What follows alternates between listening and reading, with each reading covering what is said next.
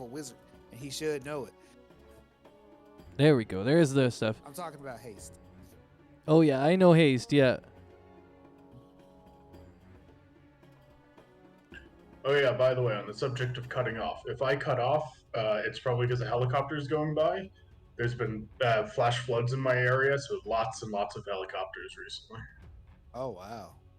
Oh, no, that's crazy.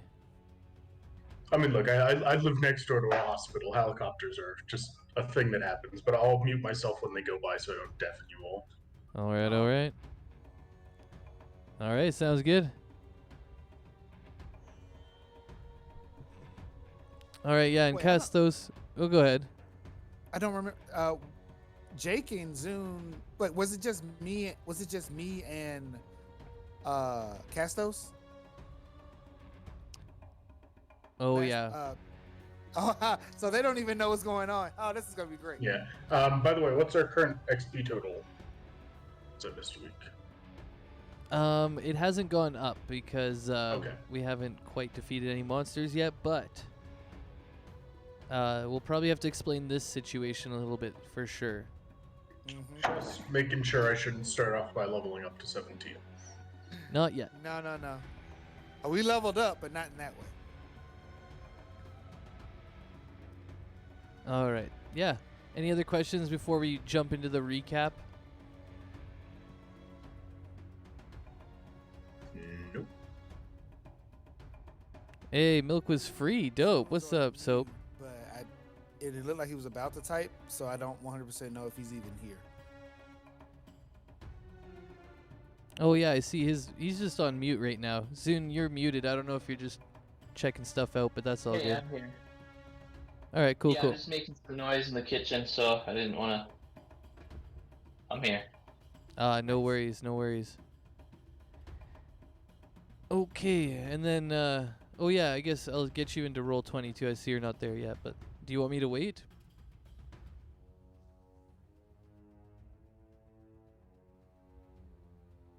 No, all good there. I'll be there in a sec. Okay, well, we'll just start with the recap then of what Sonozi and Castos got up to at the party, and then kind of explain what happened in the morning. So, let me bring up my recap here. All right. Basically, what happened at the party was like the main part of this. There was a bunch of other things happen. There was singing and dancing, and Sonozi made some beautiful music and stuff. Anyways, but the main thing was that they met Hondo Shroud, the son of one of the noblemen who was suspected to be helping the evil noble from Elendil.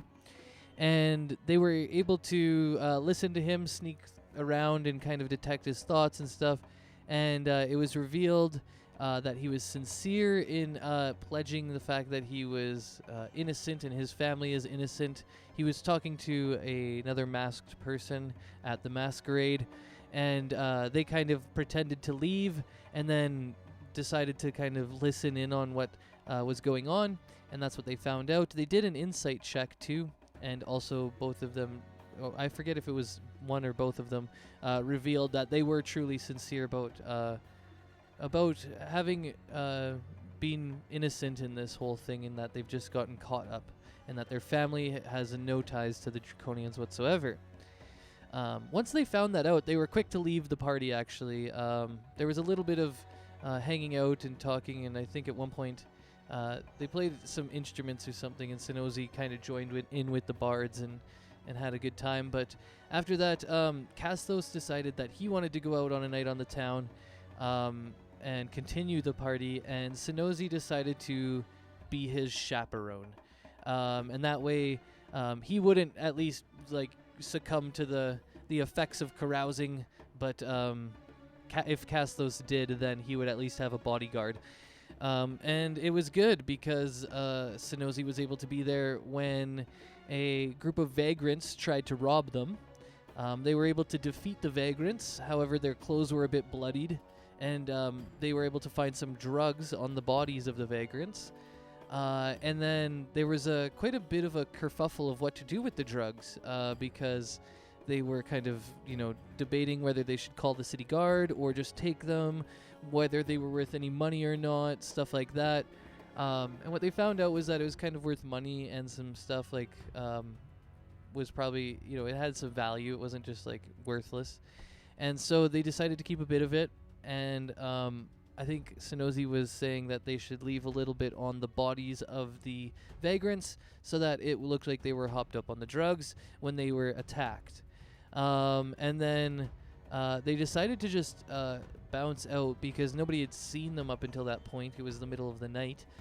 So they just left the bodies there with the drugs kind of all kind of beat up. And then they came back to the morning, and we came back to the castle.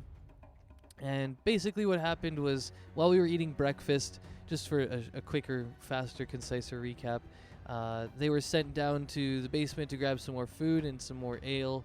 And what happened was Ibra had purchased the wyverns for us and had them locked up with chains and stuff like that. However, when they came down, they could see that they had broken the chains, and they began to attack Sonozi and Castos when they came down.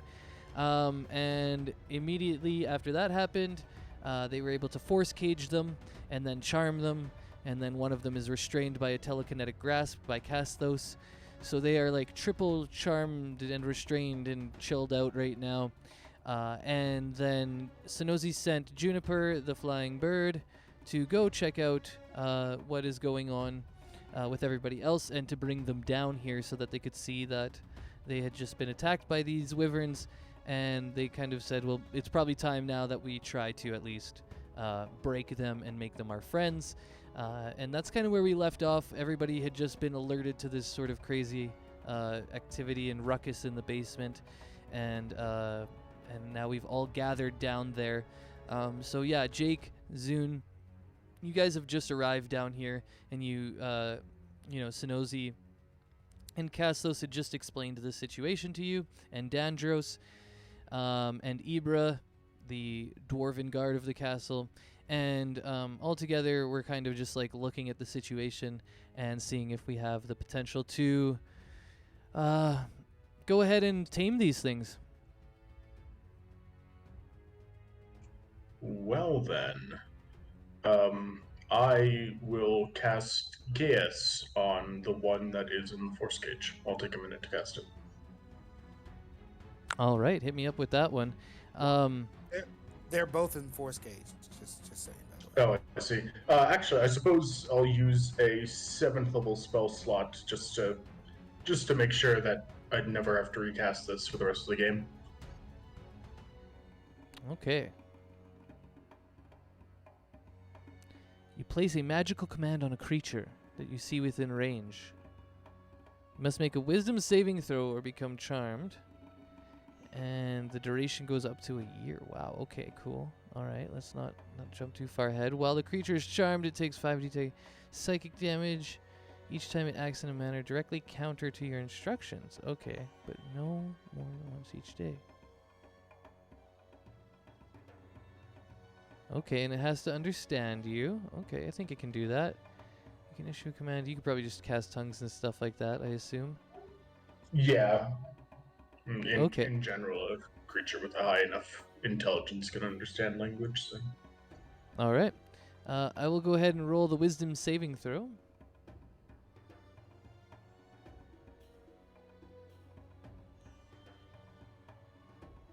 Now I'm wondering about, does charmed would be the charmed effect give it a disadvantage? Charmed, I mean, it depends on how you would describe that. It gives people advantage on persuasion, deception, and intimidation checks, like basically charisma checks against you. So maybe. Yeah, I'll say this is like a social type of thing. You are trying to charm it in your own way. So I'll give it, I guess, disadvantage. I'll impose it the opposite way.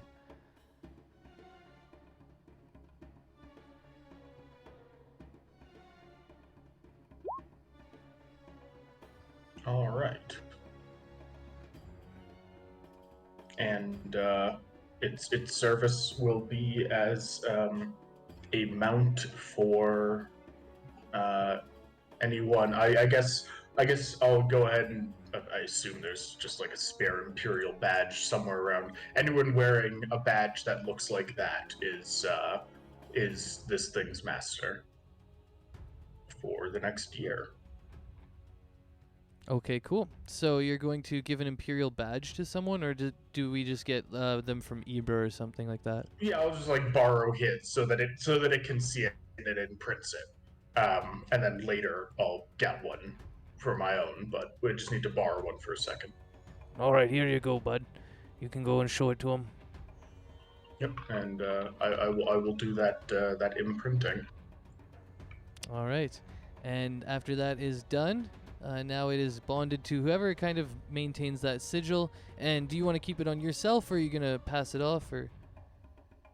I mean, for now I'll have this one. All right. Ibra will... The agreement was that we give them to the Empire, so I can't just have it for ourselves. Yeah, exactly. Ibra will look at you and he'll say, "Oh, you made quick work of that one. We had a couple guys trying to break him, but we couldn't do it." Well, I can attempt it on the other one as well, but I have to let you know that it means that I won't be able to heal any of your soldiers today, if that's acceptable. Oh, that's fine. You've done a fine job. You've made sure that everyone knows you're on our side. I will recast it using a level 8 spell slot then.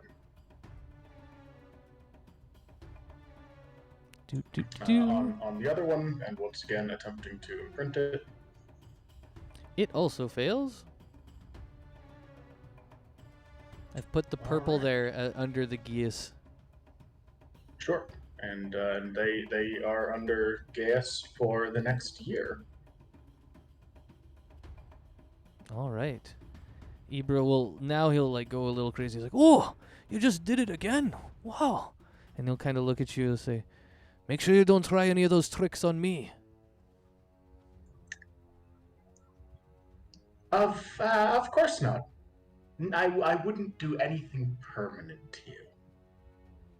All right. Well, hopefully you'll only make sure that I'm a little bit stronger or something. And All right. Situation seems to have been dealt with.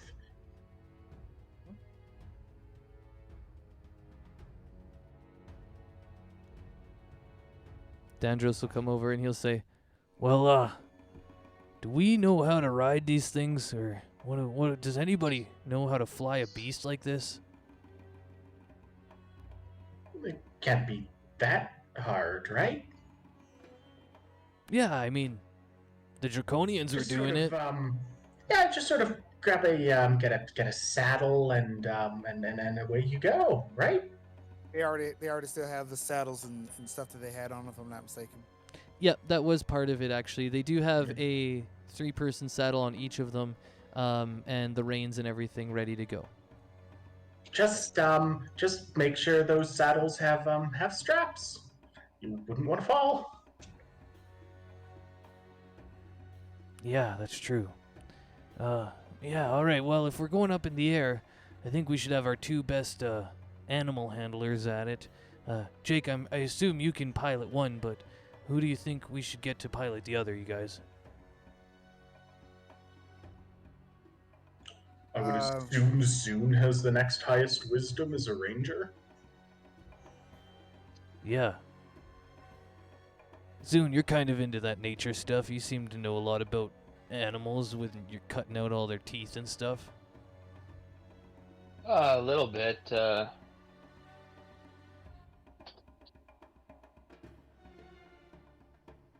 don't have awesome animal handling. It's pretty normal.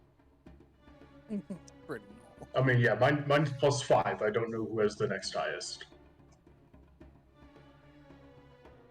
I Mine's doubt +2. Dandros. He probably has like a -2. Oh, he has a straight 0. 0 for me. Like I said, I do like the idea of death from above. All right. Also, I assume it'll come back probably a little bit after this, but my planner ally was out on a mission and should be returning. Oh yeah, I've written everything up for that. That's a big reveal. Oh man. All right, well I like big reveals. we've got this under control, it seems. So we'll get Zune to pilot these. You and Jake there. You guys will handle it, and you'll pilot it when we're ready. Wonderful. I already have an Imperial Captain's badge. Oh, Ibra will give it to us, right, Ibra? And the dwarf looks at you guys. He says, "All right, man. Don't worry. We'll make sure it happens. I'll go get him right now." And he trots off. Yay. All right. Well, that was pretty good. Oh, hey, I forgot one thing in the recap. All of a sudden coming back to me. We also used a scrying, not a scrying, sending, to get our money from the order, and it was a pass fail, and also it was like a degree pass fail of how, and we made Sonozi do it. And basically he crafted a 27, which was the roll with his guidance, and anyways, we ended up sending it so well and defeating it so well that we get 2,700 gold each, and it's arriving in 6 days.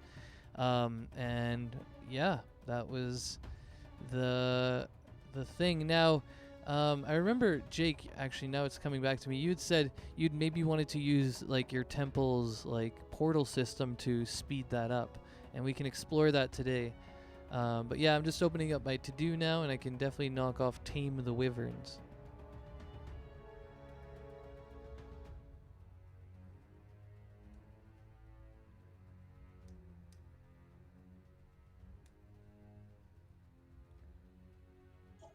In my defense, I don't think my temple has a portal system, so I'm going to suspect that I didn't say that. Okay, yeah, I wasn't sure if somebody had said they had like something, or oh wait, that's where it's going to now. Zune. So Zune, it's been a little while and we haven't really talked about this. You have a feature called Criminal Contact. Did we ever go back and talk about that? I had to add it to your sheet when I did a look through a couple weeks ago. It should be on my sheet. Yeah, I've never used it. Okay, yeah. So I was just wondering if you remember what it is. Is that like Thieves' Camp?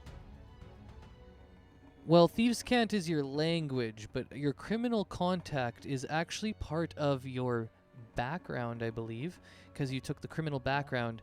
And I added it really far at the end of your sheet, because I think we missed it when we put it in the background originally, because I just like didn't have the PHP and stuff. Anyways, so I went back and checked it out.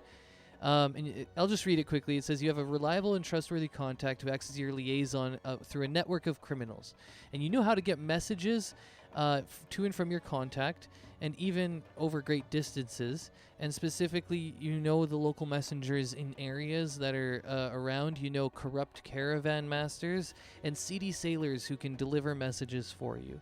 So you have a network of like kind of messages and stuff like that you can tap into, and kind of like an underbelly of the world, as far as like, you know, corrupt caravan masters, you know, corrupt local officials and messengers and stuff like that. And so I was looking at different ways we could send this message from Dandros the other day, and that's when I came up with Contact, and I was like, oh wait, you have that. But we decided to go with Sending, but I just wanted to bring your attention to that too. Oh yeah, that's handy. Okay, so yeah, we've got these two tamed out. Dandros will look around. He says, "All right, so we know Zune, Jake, you guys will be the pilots. Well, it's gonna be about 6 days apparently till we get that gold that we were promised from the order. They've sent a caravan out, but we don't know exactly when they'll arrive. Just in about 6 days, and then we know, Jake, you've got your cape on the way, right? That's gonna only take a few more days. Indeed, it should. All right. And I'll say to Zoom, like, don't worry, buddy. Don't worry about driving these things. They're just big dogs, and I reach through and I'm petting them because remember I was doing that, and I got them to really like me, last session. Yeah, they were after Sonozi was able to charm them. He went up and kind of like pet one, and he was like showing Castos that he doesn't actually need to restrain it, so he can drop actually his telekinesis now. Now that they're both charmed, and he was kind of like rubbing it, and it was kind of like purring to him, like, and it's kind of clearly friendly to you guys now.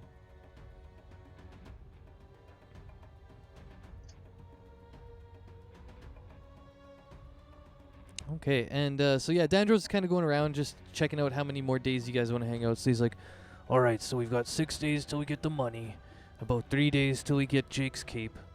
I know, Sonozi, you probably want to work on your shield mastery a bit, right? Yep, and I start running at him with a shield.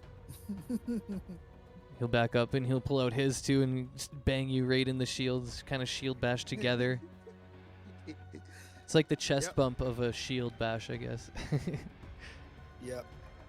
And he'll say, all right, well, that's good, but I still need to make my shield too. I was working on it. I've got some of the dragon scales on it, but it looks kind of weird right now. I mean, we don't have to do this all day. True, I guess we can split it up a little bit. I guess I'm trying to figure out how long we want to hang out here before we try and head out. And also, if we want to go investigate the other guy a little bit more to see if this Malark Evenwind is, on the up and up, or if he's been helping the Draconians. I mean, that's almost like for sure. I'm looking to you guys to see exactly how you want to go about checking them out, because if I have the feeling that if we go about it the wrong way, that maybe it'll start some sort of uprising in the city. Yeah, you're right. We gotta be tactful about this. So I'll leave that guy up to you guys. I know Zune and you were really good at your little threesome team was really good at doing some of that invisibility stuff. So maybe you could look that way. I was also wondering about our robot friend here, and he'll point to Castos. He says, "I know you got that robot there in your pack there, and we were kind of investigating that a little bit too. Do we want to finish that before we leave, or should we just maybe dump it somewhere and keep going?" He's not here, remember? Oh yeah, I'm just asking you guys. I know Castos is not here. Okay. Yeah, I would say definitely we need to try to figure that. Oh wait, it was like it needed a soul or something, right? Hey, Race baby, I just seen you now. What's up, dude? Yeah, you guys needed some sort of carrier soul. I can bring up the information again, exactly what it was. It was you needed a gem and then some sort of soul to be trapped in the gem, and then that was the soul component, and then you still needed like a battery to power it up too. So I think there's 2 components there. Wow, oh, wow. Race baby, my VIP buddy, I love you. What's up, Race? I hope you're still here. You guys got any just like free souls hanging out, do you? No? No, not on me. Fresh out, huh? Fresh out. All right. Well, we can look into getting. I could go for your one. Well, that's the thing. We kind of wanted it to be maybe something that we could control. I mean, if we just put somebody you murdered into a new body, they're probably going to try to strangle you. There they are. What's up, team? What's up, guys? Or at the very least, it may be a situation as to where one of us dies. We have if we can keep the soul, we could put it in the robot. You could still live if something happened to your body. Oh yeah, that's right. We could resurrect somebody in the robot. Robot resurrection. Robot resurrection. That like on Teen Titans, that isn't there that one robot guy? It's like got his soul trapped in a robot. I haven't watched it, but that sounds about right. Sounds like the similar concept. Isn't that like Full Metal Alchemist too, or something like? I've never seen it, but he's got like a brother and a robot maybe or something. I don't know. There's a robot in that one too. Anyways, yeah, we could use it as a resurrection.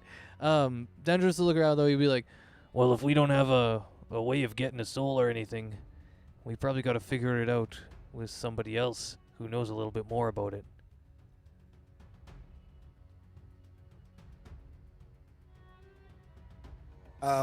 Yeah, we got that information from like an engineer here, but I'm not exactly sure where we would get.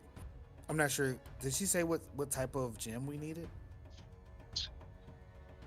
I believe it was a soul gem, and I believe you needed a battery, and she said she could provide the battery, but you would need to go to like some sort of necromancer or something else like that to get a soul gem, or like something that you could put your soul into, something like that.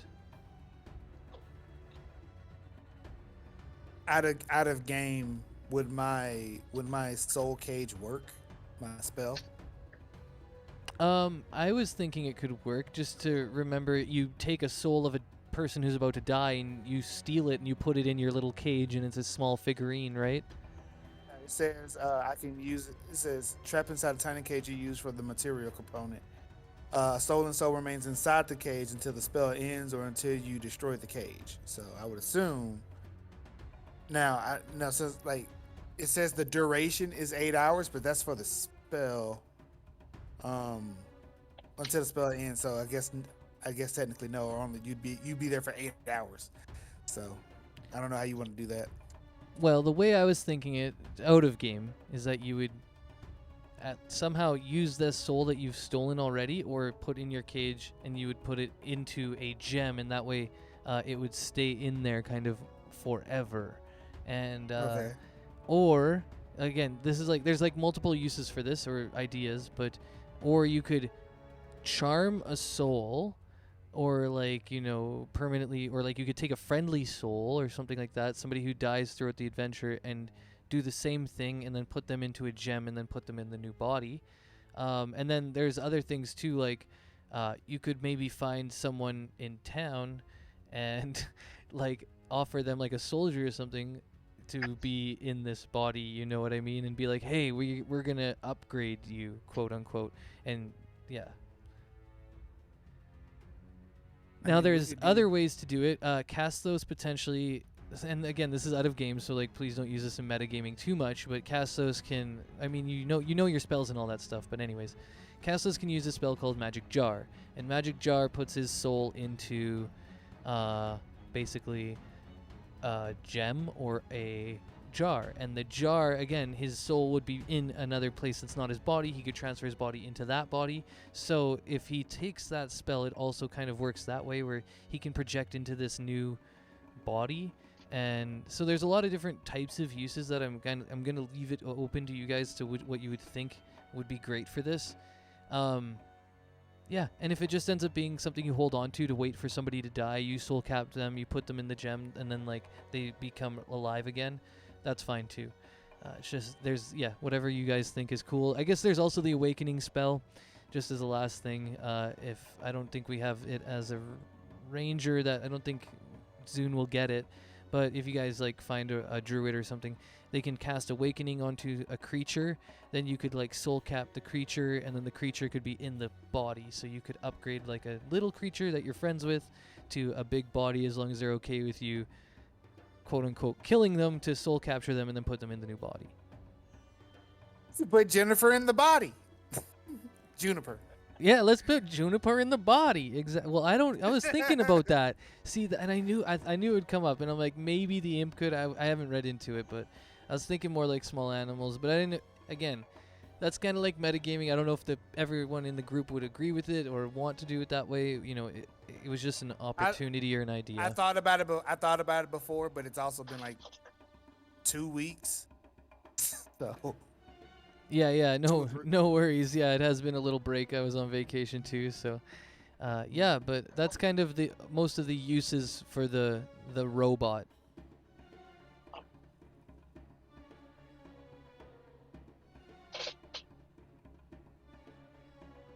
Yeah, and Jake is still against this robot on a conceptual level. so he's not going to offer any advice here. On a conceptual, you're against people. You're against Yeah, robots? he's against robots entirely. Oh, They do not fit the natural order of the world. Yeah, this is I mean, definitely deep necromancy type shit. Like this is like breaking the natural law of the world. So people who oppose that kind of thing or think souls should follow a natural order usually have oppositions to this type of magic. Oh, okay. That makes sense. Laws are meant to be broken.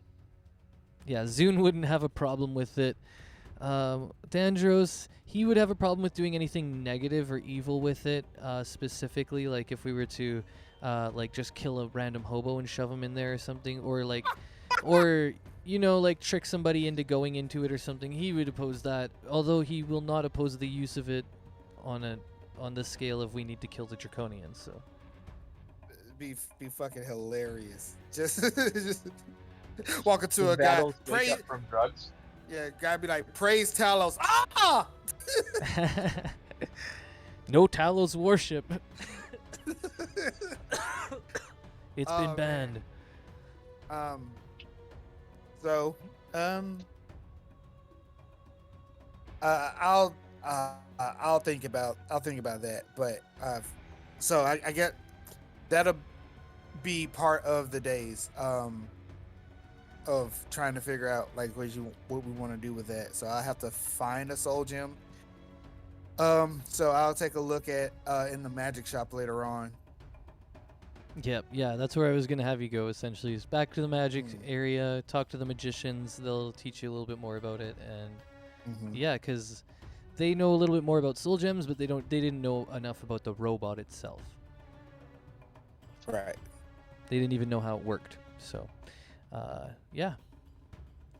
So just yeah, that's a quick little to-do recap.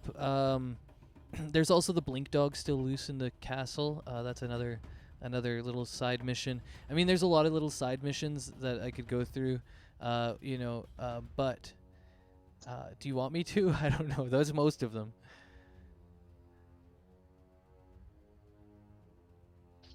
There's ones from like way back in Candathan that I don't think we would even remember, so it's fine. No, I think we can skip them.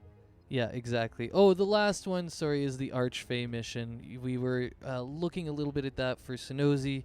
You've gained the information that there are ruins in the north of the desert that potentially contain the remains of a lady of the Archfey who was a ruler here back when that desert was a sea.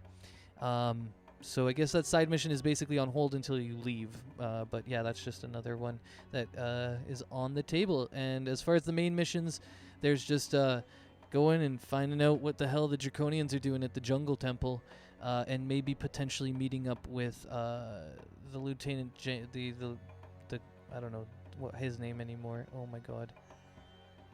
Hawkshot. Is No, it? No. Hawkshot's been dead. No, Hawkshot's so dead. It's the other guy, Jim Danforth. I started with the J, and I was like, oh yeah, it's James Hawkshot every time. No, it's Colonel Jim Danforth. That's the new one. Anyways, he's out in the desert, so yeah, you can go meet up with him, or you can. The Reeve has told you a few different options, like taking boats, taking the coastline straight to the jungle, or going and meeting up with him in the desert. Regardless of all those options, yeah, Dandros has kind of like laid it out, and he's kind of just like, well, what do you guys want to do for the next few days? I know we're going to be sitting here for probably a few days till we get our money, because we'll all want to, you know, upgrade a little bit. But once that happens, maybe we should make a little plan. I guess we got to make a plan for what to do over the next few days, and then a plan to do once we leave. Well, I sent that angel out on a mission yesterday. So how about we see what the results of that investigation were before we lock any plans in stone? Oh yeah, that's right. She'll be here any minute. And at that moment, you hear her swoosh in. Whoosh, whoosh, whoosh, and you see the Celestial land in front of Jake. And its beautiful angelic wings unfold. And it has a huge smile on its face as it comes back to Jake. And it seems like it's really, really happy. Like it just came back from a vacation almost or something. And she turns to Jake and she says, Ah, I have returned, and I found what you were investigating. Well, Well, when I went there at first, I saw many dancing lights underwater. It seemed as if some sort of underwater mountain had been inhabited by creatures. I could sense that the creatures seemed to be peaceful, so I approached closer, and they allowed me to come deeper into their society, thinking that I was a vision from God. It was many merfolk who came to me then, believing that I was an angel, and they showed me their society underwater. They told me they possessed a portal that connects to the network of gates within the desert, and with which they travel amongst the desert and the great sea. The merfolk were a cordial people. They were polite. However, they became a bit sad when I informed them that I was not an apparition of their god, and that I was simply a messenger on a small mission. After that, they asked me about the ocean's draining, which they seemed to be very, very concerned about. I told them I had no clues, but that is what I was investigating myself. And then I told them that we were unable to come up with any answers before when we had talked about it earlier. You had told me that you didn't know either. So anyways, I took my leave, and after that, they said if we would like more of their services, we could stop by there, and we could use their network portal service to help in the name of curing the oceans of their affliction. Now, I know if you would like me to continue your services, that I would like to do this for the same amount. I know that you are doing a very good, noble thing here, and I believe it is something I could help you with. no, that's all right. I wouldn't even know where to have you start looking. So, thank you very much for your service, and you may return. All right, well, thank you all. It has been pleasurable, and I hope you are able to help. Goodbye. And with that, she twirls up in a twister of luminescent light and angelic wings, and then disappears in a poof of wonderful smoke and glitter. All right. Well, that was quite the story there. That was interesting. It is. I wonder if they have portals which lead to the desert. Wonder if we could use those to uh, ambush some of the draconians. Oh, that'd be a good idea. I feel like I've been sitting around for a while. I need to think about killing these draconians for a little bit.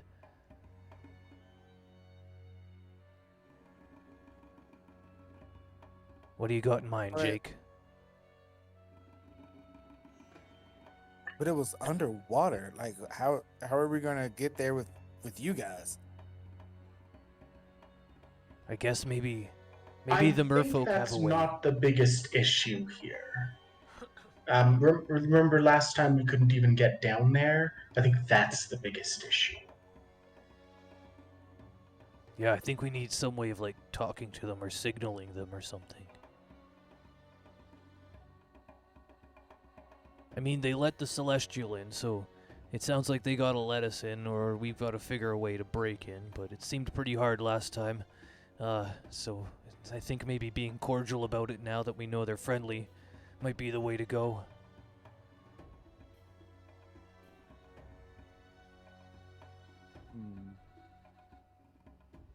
Well, I don't know what to tell you about that particular about any of that. We could figure it out later. I want to go to this jungle-ish area when we go out. Maybe we could use it as some sort of like convenient escape point. Maybe. Oh, that's really smart, because we could If we had- retreat to a portal and then get out. Yeah. Okay. At this point, Cassius will speak up. He'll say, "Hey guys, I could actually teleport us there, and like, we've already been there, so I could probably do it."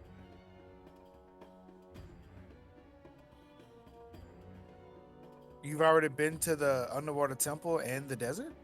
No, like we've been to that like ocean place. So like we could just teleport to the ocean place, and then like we'd already be there. You want to teleport us to the open ocean? Well, if these guys are friendly, isn't that what the celestial said? Right, but we'd be teleporting there without a boat. Oh yeah, I guess, but we Days could away from shore. use the portals. That's what I was thinking. Anyways, maybe it's stupid. How would you get underwater, Castos? Oh, the merfolk people, they helped the celestial. I'm sure they could help us. Yes, but we'd be on top of water and they'd be in a castle underneath it. I don't see. Oh, I how thought the- maybe you could swim down there and say like, "Hey, go help my friends." I mean, that's a thing. I suppose, but I could send Trogdor down with a note. Are you talking about the flying snake there? He can swim. He can swim? Snake. I like snakes with notes. I like snake with notes. I like that a lot. I like that a lot. Well, I didn't even know the little guy could swim. That's really cool. I think so. Oh, he can swim. See, but you see, so the problem that I'm seeing with this is, if you teleport us, even if me, Trogdor, and Jake start swimming down there to go and talk to them, that leaves you guys literally like floating in open ocean by yourselves until we go there, talk to them, and come back. Do you not see an Bring issue these- with that? We could chill on the Wyvern. Oh yeah, I guess we could fly. Ooh. Yeah, guys. Okay, We could just fly feet there. from Never them? mind.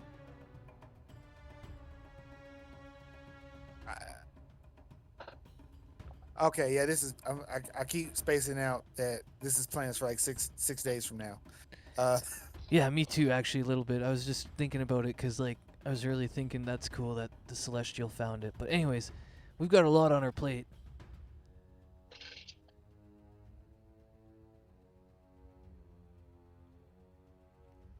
All right. So I'm training with Dandros. I know when we get our money, I need to go and see Sophia Grimoire. So are we gonna take the wyverns out first, or are we gonna boat and then have the wyverns on the boat? I kind of like the idea of having wyverns on a boat. I mean, it sounds really cool, but it might be a bit excessive. Well, I'm saying because like if we try to fly there, they would probably get tired. We'd probably need to land at some point, especially to eat and et cetera. If we keep them on the boat, then we have a basically a floating resting point for ourselves. You know what? You're right. That's really smart, actually. Okay, yeah, let's put them on the boat like a carrier or something. Okay. All right, here I'll go look for Ibra, and I'll tell him we'll go put that on the boat. Okay. I need to talk I like to this the aircraft carrier idea. Yeah. Yeah, that's smart. Release the griffins. Zune's just picking off heads from the sky. They don't even know what's going on. They're like, I can't even reach him. He's shooting me from 300 feet in the air. Fucking hilarious. Oh boy. So I like that idea. Are we going to fast forward, or what did you want to role play 6 days? No, so this is the way it's gonna work. Technically, in my mind, I had it in one way. Okay. Right now, you're just wrapping up stuff for in town. However, if Okay. you want to go do specific things, you have to tell me about them, because you only have like a certain amount of days, right? So, like if you want to get any of those things that I said done, like you want to go find the blink dog or something, or you want to go, figure out the robot, or you need to do something else. Those have to be part of it. And other than that, we just role play it out. So unless there's something specific, it's just like a quick, like, I need to do this before, I need to do this. When I get the gold, I'll do this kind of thing. So I wanted to go. I wanted to go and check out the magic shop to get a soul gem.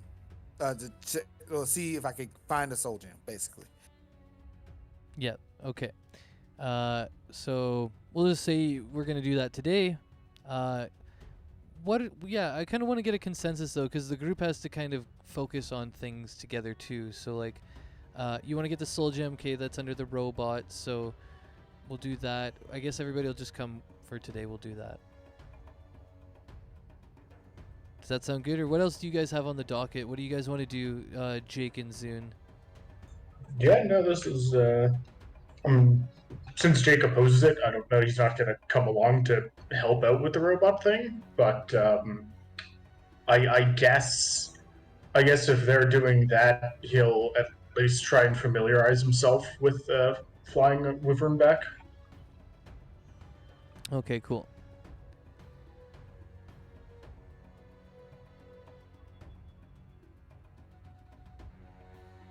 All right, the boys arrive back at the wyverns.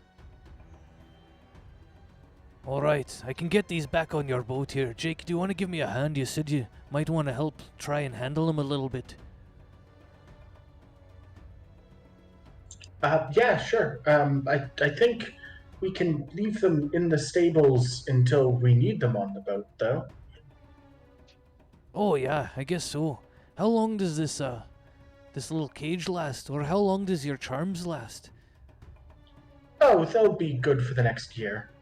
Oh my god, okay, alright. Well here, Xenozi, you can drop the cages, then we'll just keep them down here until we have time. Jake, if you want, you can hang out down here and you can, get to know them a little better.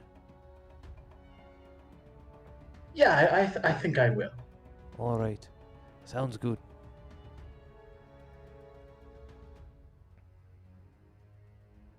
Alright, so Jake's gonna hang out, practice with the animals a little bit. Let's go do the gem thing. So you talk to Sophia. She's able to tell you that there is such a thing as a soul gem. However, she does not own one. And that you would have to talk to one of the traveling merchants who come into the square in the main area, because soul gems are a little bit more rare and they're very often used in different things. So yeah, you'll have to go to the square. Now, I'm going to take us to the main city, and we can bounce around there while we do things. So, yeah, Zune, if you have anything else you want to do, or if you need me to recap all of our little mission things that we're working on in the city quickly, let me know. No, I think I'm good. All right, we'll go ahead and do this.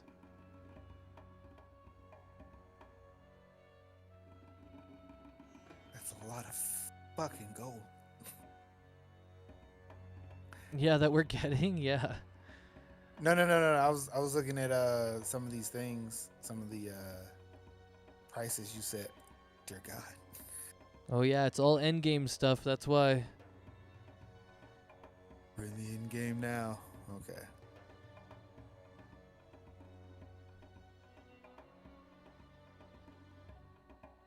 All right, there's the team for now. Go ahead and roll me a perception, Zune and Sonozi. As you guys enter the old district and you look around the kind of spire where you'd seen the wizard hanging before. All right, well, Sonozi's got it right off the bat with an 18. +5. You can clearly see that there are all sorts of people dealing in all sorts of goods. However, there is one guy dealing in what looks to be a bunch of different crystals, and a bunch of them are darkened, and they seem to be the types of crystals that you would need for this. There he is. He appears to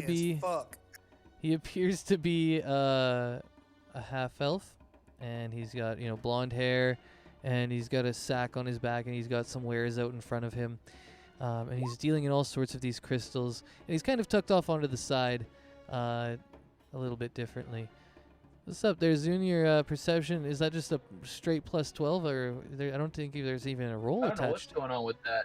Yeah, that's weird. Looks like just like a banner. That's weird. It's just showing his plus 12, which I think is his proficiency plus his bonuses or something. I don't know. Anyways. Regardless, yeah, he's got the crystals. He's the crystal man. Okay, there you go. Hey, that's what it should look like.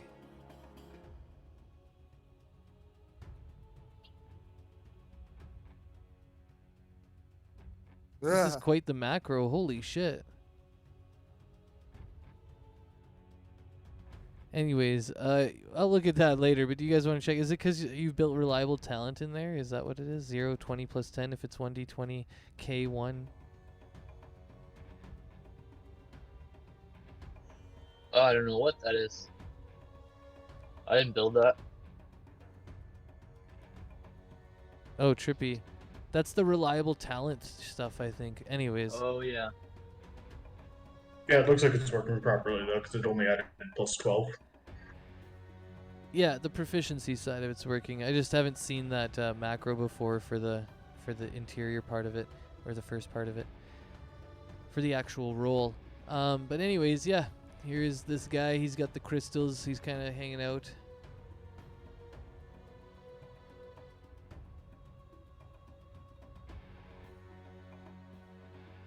Dandros walks up to him. He's kind of like checking it out. He looks back. He says, "This might be the stuff, guys." And I'll say, hello, buddy. What you selling? Oh, you know, gems and crystals, and all the like. Just what I find on my travels. What type of gems? Oh, well, you know, for jewelry and stuff like that, you know. How about I'm looking for something a little bit extra? Oh, maybe a gem with a purpose. And he looks towards you with kind of squinted eyes. And I'll squint at him and go, yeah. All right, I might have something that you need. Are you looking for something that you can put in maybe a person or something into, or are you looking for something that could be used maybe for a weapon or something? I'm not sure. Maybe you should let me know. Let me see here. He should know this. I'll speak to him in Sylvan, and I'll say, a gem for a soul in Sylvan. All right, and he'll look back to you and reply in Sylvan. He'll say, "It's nice to talk in Sylvan. I've got a soul gem. My last one. 500 gold. And I'm gonna just slide him 500 gold. All right, and he will pull it out, and before he hands it to you, he says, "Now, before you go doing anything with this soul gem, there is still the soul of a beast trapped inside. It was the soul of a companion I had a long time ago, an animal, a large bear. But however, I think, it's time to let this soul go. And my days of romping through the woods are not what they used to be. Now I'm mostly a traveling merchant, and I think it's time to just let you have it. However, when you release the soul, I ask that you do not, trap it in any way.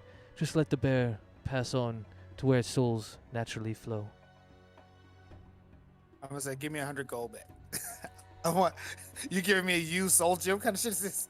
Oh, well, you didn't ask. All right, roll persuasion. Roll persuasion. We'll see how he feels about it. Well, that was close, but it's not the right one. What's a 15? What's your persuasion? Ah, shit. It's the same.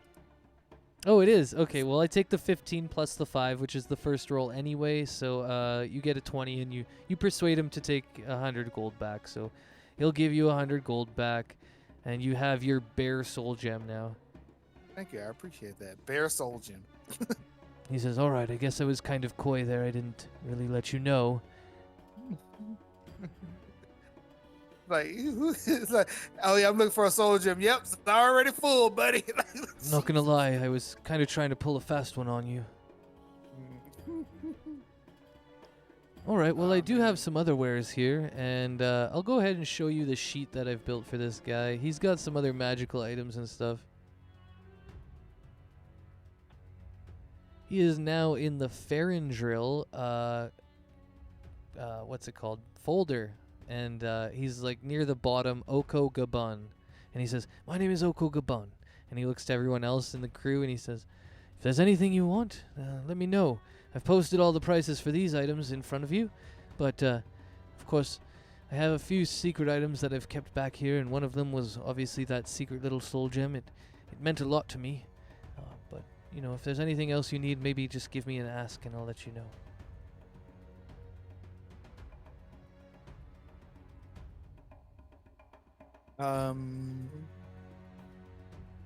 Speak with animals may be good, but I can't really justify that for myself right now. And fairy fire is definitely good, but I can't justify that for myself right now. Yeah, Fairy Fire is a cool one. I was like, we don't have a druid or anything. Like, we should get a fucking, like, some spell scrolls of some shit in there that we don't have. So that's why there's some bard and druid shit there. Yeah, but fairy fire's concentration that kind of fucks me over, and then speak with, and I can't copy spell some scrolls like said wizard can. So Oh, a scroll is specifically it's a one-time use thing. I know that. And Oh, okay. It is, but even with said one time use, that's kind of, like, what's his face could put that in his spell book and have those True, functioning true. forever. It's like, yep, 200 gold down the drain. Especially if it's a concentration and I lose concentration. So. Yeah, that's for sure. And I definitely know that I was angling these more towards like using them for the wyverns if we didn't have all the spells for it. So, the fairy fire might be, not too worth it, especially if you don't have a high con and you get hit with that, all of a sudden that's 200 gold, like you said, down the drain. Oh man. And but I'll say thank you. I need to put this into my inventory. Also, what's up, Twitchers? Just gotta say hi to everybody out there. We always have fun on the weekends doing our D&D. This group I feel like I'm the only one speaking. I don't like that. Well, I think people are just looking at the prices right now that Oko has put out in front of them. Yeah, I guess Jake's not there, and so never doesn't speak much anyway. Yeah, Zune's like he's hiding in the back right now, kind of. He's like, he's letting you guys get it. Yeah, Zune, is there anything you want to buy from this guy? Eyes of the Eagle looks kind of interesting. Yeah, that's an interesting little piece of adventure gear. Huge advantage on perception checks. Yeah, there's a I can lot of shoot stuff really in there. far, So but it'd be nice to be able to see really far. Although, I mean, if you wanted them for two, so I'll read you what it says it does. While wearing them, you have advantage on perception checks that rely on sight. In conditions of clear visibility, you can make out details of even extremely distant creatures and objects as small as 2 feet across. And for 250 gold, that's pretty good. Yeah. all right, you want to grab that off him? Okay, Oko. I'll get those eyes from you. Oh, we have a bit of someone who wants to see. I see. Yes, this. I can see maybe you're a bit of a sniper or something, but here you go. They're wonderful. I used to use them to make sure that there were no bandits on the road when I was traveling between Ferindrill and the coastlines. But I think I won't be doing that much now, anyways. So here, you can have this. And he says, he takes the gold. Thanks, bud. No problem. Hopefully it will help you see the dangers that lie ahead. It always worked for me. Shit.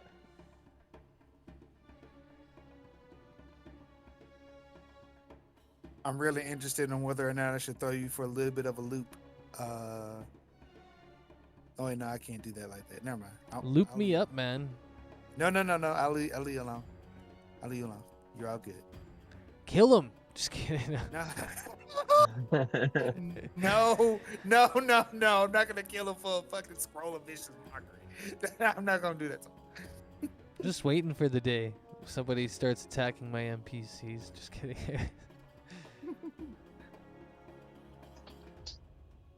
But yeah, It'd so be kind of nice to pickpocket on his way home, though. Well, I mean, you know where he's set up for now. I mean, if you, it'd be kind of hard because he's looking at you. But on your way home, maybe you can try and sneak by. I could probably cast Hunter's Mark on him and then easily track him anywhere in the city. Pretty easy.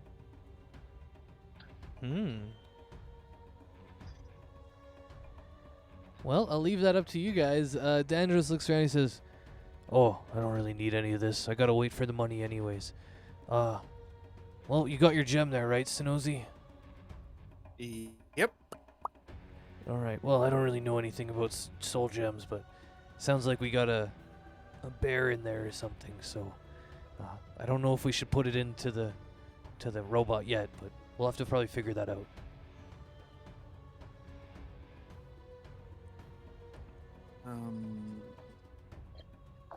Robo Bear sounds pretty cool, though. Robo Bear. Well, he did specifically ask me not to do that. And also we have like it, like who's to say it'll get up and then just start trying to immediately kill us. True, he did What if you specifically cast say animal not to do friendship on that. it? True, I guess we could. We could try and make it our homie. Maybe we should ask him. He's standing right here, and Oko kind of looks. He says, "Yeah. Don't stick it into a robot, please. But if you want to bring him back to life, just make sure that he's very happy. I wouldn't want him to come back to life and live some sort of unnatural life where he's uncomfortable." Oh man. No. This is I'm not also gonna- the guy that just tried to swindle us, so...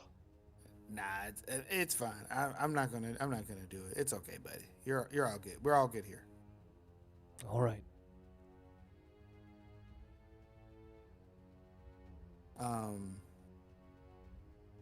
And I'll take my leave. And I guess I'll say, Dandros, let's go. Time for more shield bashing. All right, I'm ready to train. Let's get this going. And then what else do we need to do? I still need to wait for the money. We haven't gotten to that point yet.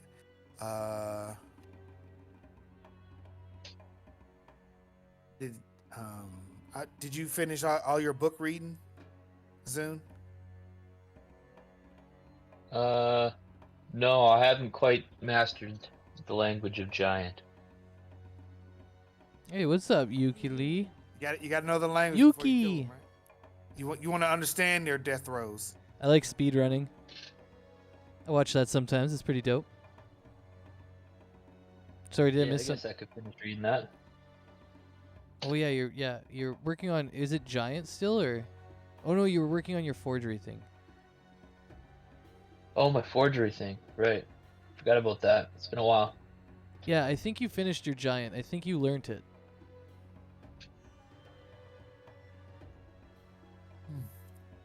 Anyways, as you guys are about to leave and talking about this, you see this lady come up. And I want you two to roll me a quick intellect to see if you remember her. And if you do remember her specifically from way before in the campaign, that would be impressive. But you can just go Who showed ahead. up? Where the lady in the? Yeah, the lady standing right behind Zune. She is literally right Roll what? behind Zune too. She towers over him as he's a very small halfling, stout halfling. I forgot. Yeah, that's fair. Everybody just roll 2 intellect checks, or 1 intellect check each, pardon me. And then we'll see if you guys remember as far as characters. Oh, well, Sonozi does. Holy fuck. That just means I won't get that when I need it. Yeah, Sonozi's like, damn, I'm really simping for this girl. Ah. She left a huge impression on me. Wait, what am I rolling here? Intelligence? You betcha. You're going ahead and roll me some intelligence. I see Snozy. What species is this person? Oh, she's right behind you. She is a human. Actually, she's half-elf. Pardon me. There's a lot of half-elves in Farandrill. They've been shunned by the high elves. They're like, you're not pure blood enough for us. So a lot of them come hang out on the island nation. You get a 20 as well. Dirty 20. Well, I guess I gotta give it both to you. Jeez Louise. You both remember this I girl. get to re-roll the 1. Oh, you don't have advantage, so it doesn't matter. Don't I, since she's a human, your favorite enemy? Oh, she's a half elf. I'll give it to you. Reroll the 1. Let's see if you can go higher than a 20. Let's go. Let's go. She's half human, so come on.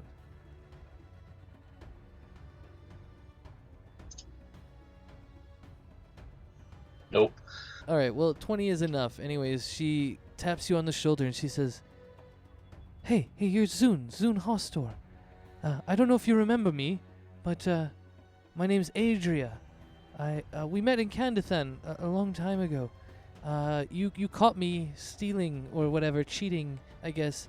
There was a bugbear lady, and I kind of like, got her book, and you guys came into the bar.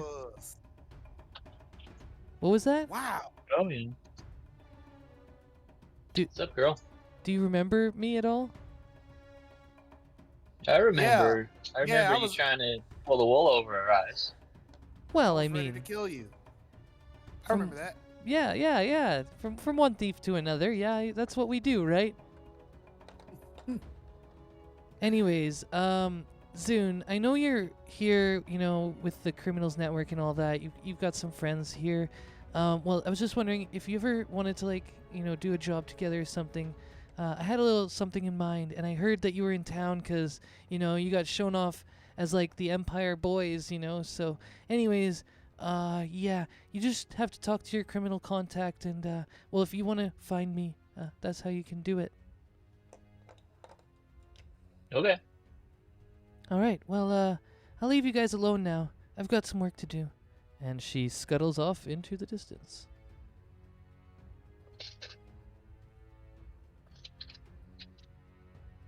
Well, that was weird. Yeah, I mean, I remember her, but, at the same time, I thought she wouldn't want to work with us because, we busted her out in Candithan. Obviously, she even had to leave the city. Oh, it happens, man.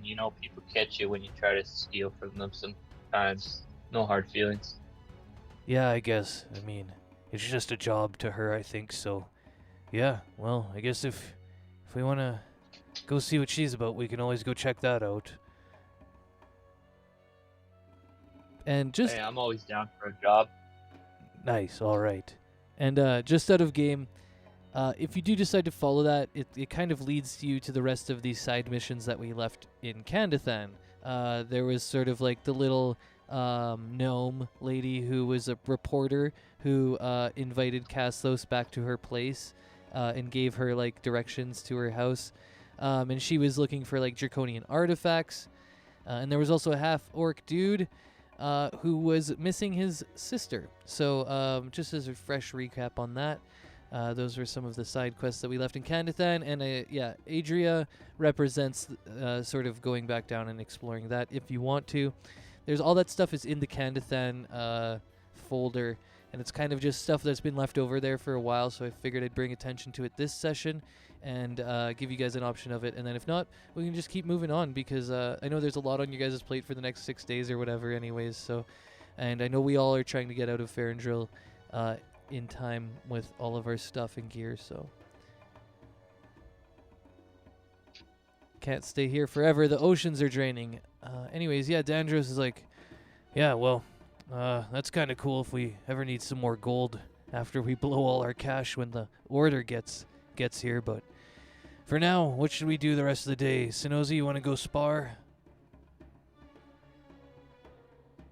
Sure, yeah. All right. Let's go meet with Jake. See how he's making out with the animals down there.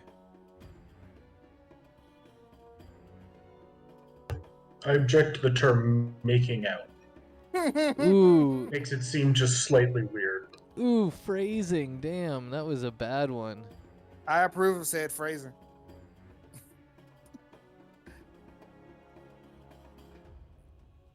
Okay. Well, I'm not gonna judge you, Jake. Just kidding. I think wyverns are like intelligent creatures. Let's see what they're. I think they can speak.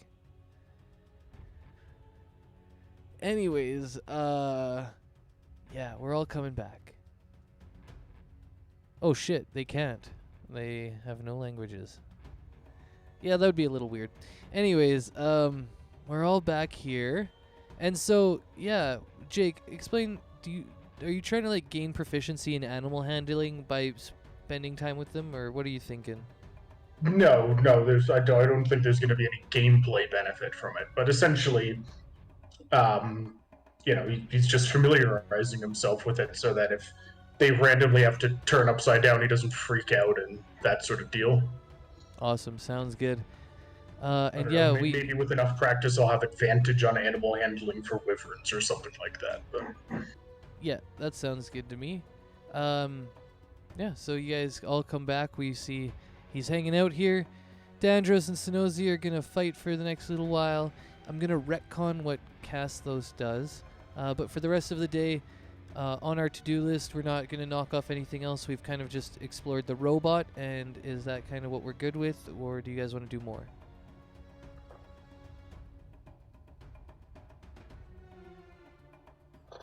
I don't have anything more to do. Okay, cool. I'm editing my to-do list right now as we've just pounded out a bunch of stuff. Brought in the camera contact with Zune and all that.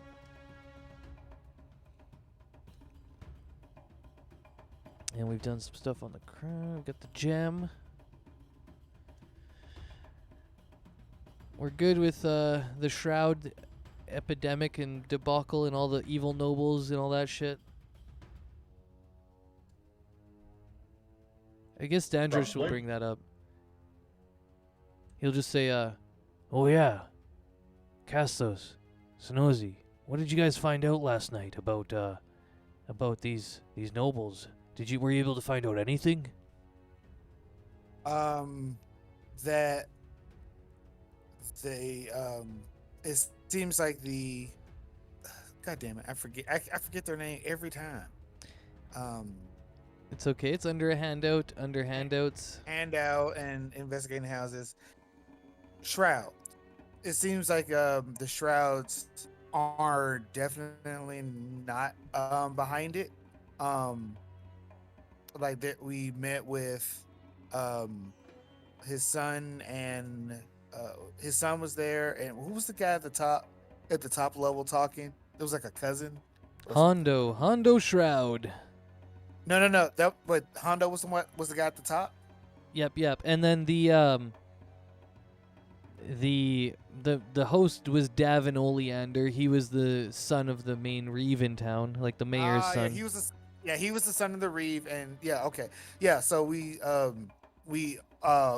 eavesdropped on a conversation with Shroud's son, and like they're really worried about it. Like it doesn't seem like they're the people who are doing it. If they do have anything to do with it, their items are probably being stolen from them.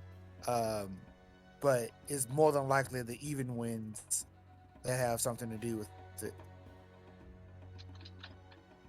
Oh, well, that sounds like pretty big news. I guess maybe we should tell the reeve or something, or we could keep it to ourselves and act on it. What do you think? I mean, this guy in the blue here just heard us. Oh, Ibra, what are you doing over there? And Ibra will look around and say, "Oh, right. What are you talking about? I didn't really catch that. What are you talking to me, man? I'm just sitting here drinking my brews. I've been watching the wyverns." Oh, well, we could tell the reeve directly, and I'll at some point we'll tell the reeve. Oh, what are you gonna tell the reeve? That we eavesdropped the conversation. We did. Oh, Jesus, he got big. We took a look into the Shroud family. We didn't find anything at the shop. We also eavesdropped a secret conversation his son was having with somebody, and like they're really worried about being fingered for like helping out the Draconians. It really doesn't seem like it's them who's helping them. It's more than likely the Even Winds, but we haven't heard anything from or about the Even Winds. But I'm pretty firm on it not being Shroud that's helping them. Right, that's good news. I had the feeling it might not be the Shrouds, but you never know. Oh, all right. Well, I can actually carry this message to the Reeve myself if you'd like. Go for it, buddy. Sure. All right. I'll be back. I'm sure he'll have something to say. Mm-hmm. He walks up. And then I'm gonna have when he gets out of sight, I'll have Juniper follow him invisibly, still as a bird, but invisibly. Okay, cool. Ninja Juniper. All right. I'll just put her like out of the way. Bye, Juniper. All right, well that's good. At least we can help a little bit with that. Yeah, I'm not sure if we want to go check out this Evan Wind guy. I mean, we've got enough on our plate with this draconian mess. But if you guys want to go investigate him, that's well, I'll leave it up to you guys.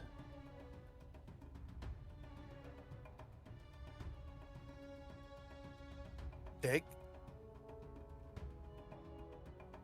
Well, I mean, I suppose if we're sticking around for a while, we can. Alrighty. Well,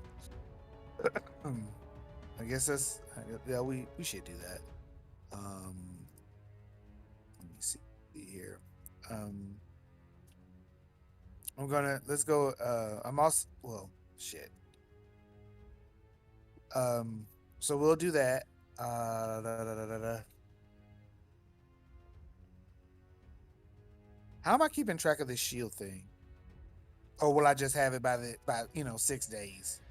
It takes 9 days to train a proficiency, and the way I do it is I add a resource. So right above all your features and attributes on the very right-hand side of your core, below all of your personality traits, ideals, bonds, and flaws, I call those resources, and they're little boxes that have a total, and then it tells you something.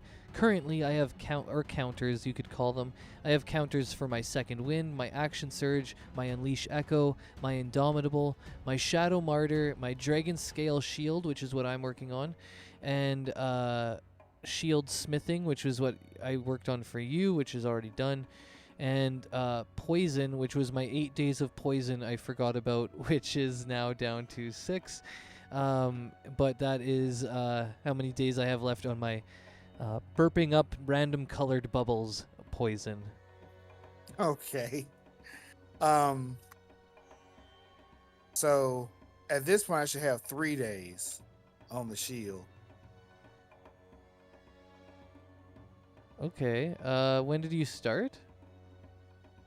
It was before. Wait, no, I'm spacing out. Not last session, but like session before last, I think. Okay. I think you only have 1 day training in it because it took me a while to make you your shield, right? Okay, yeah, that's right. Yeah, I had it under. I still had your what's it called under my sheet, and it said it took 2 days to end 1,200 gold. So 2 days. Okay. So at the end of this day, it'll be 2 days. Yep, at the end of today, it will be 2 days. Yep. Okay. So it's one off. Yep, I have like an overall counter for a whole bunch of things right now, so Yeah. I can kind of keep it on track of everybody's like how many more days do I have till this, like how much to the gold or how much to the cape and how much, anyways. Cataclysm is 27 days away. When all of the it's estimated by Reeve, Cadence, Oleander that the oceans will have drained all of their water and they will no longer have water for anybody. Anyways, so let's see. We've done all that. The training. Oh yeah, are we gonna train today? We're gonna train today and then like go investigate at night, or what are we thinking here? I'm going to train with Dandros. Oh, try to train for every day with Dandros. And then but that that's not going to be like a 12-hour thing. So but yeah, we can go at night. Yeah, I say the training is 8 hours a day. I think I have it under training proficiencies in one of the handouts. 8 hours a day, and oh yeah, so it's days of downtime, and downtime is 8 hours, and it's actually 9 days of downtime. So to train a proficiency. Dear God. Yeah, I brought that in a long time ago in case anybody wanted to, but we still have a lot of days here in Farandrill, so. It is like, and it's just like 9 days. I mean, for a shield, Jesus. You say that, but in the player's handbook, it's 250 days. Yep. Oh, Jesus Christ. Yeah, no, you're not supposed to gain multiple proficiencies. So they although to be fair, 250 days and 250 gold is a little bit too long for most most games. Yeah, for real. Yeah, exactly. So. And there is it's 9. Yeah, and there is a gold component, but it's not the same. It's only 30 gold per each day. So for you, it's 270 gold in total. I already paid him in the can that be like I paid him for the shield? It's because every day of training there has to be like repairs and stuff, and so it costs part of the materials. But I think Dandros has a little bit of money. He'll probably pay to train you. Yeah, he still has 500 and some gold, just sort of his life savings. But he can Life savings. he can go ahead. He might die. He doesn't care. So I'll just chop this down to 300. We'll say you've paid your way as Dandros provides the materials for you to become another shield wielder. Oh boy, dear God. He's happy now. He's like, oh, I look forward to seeing you shoulder to shoulder with me, Snozy. I mean, sure. Well, maybe not that close. Yeah. I am a mage, and you don't do good with bows. Yeah, that's for sure. I'm usually trying to run in. Okay. Yeah, and so Dandros, he's going to be preoccupied all those days dealing with you, so easy enough for me. I don't have to do anything. Castos, we're going to retcon all of his days down. And so I guess, yeah, we'll do a little bit of investigating of the Malark Evanwood thing, or Evanwind, if you want to go down that road, and then I think we can start fast forwarding. All right. How does that sound to you guys? Sound good? Yep. Sounds fun to me. All right. Well, Dandros will look around. He says, "Oh, I'm kind of tired now from all that training we did today. Oh, you're quite the formidable opponent there, Sinozi. But I know you guys had been thinking about going to investigate this noble. I don't know really where to start, but maybe you guys have some ideas. Let me know."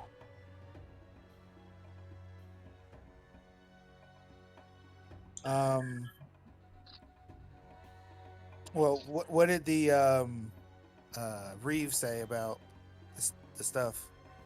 Oh yeah, we have to go find Ibra. Let's go find Ibra.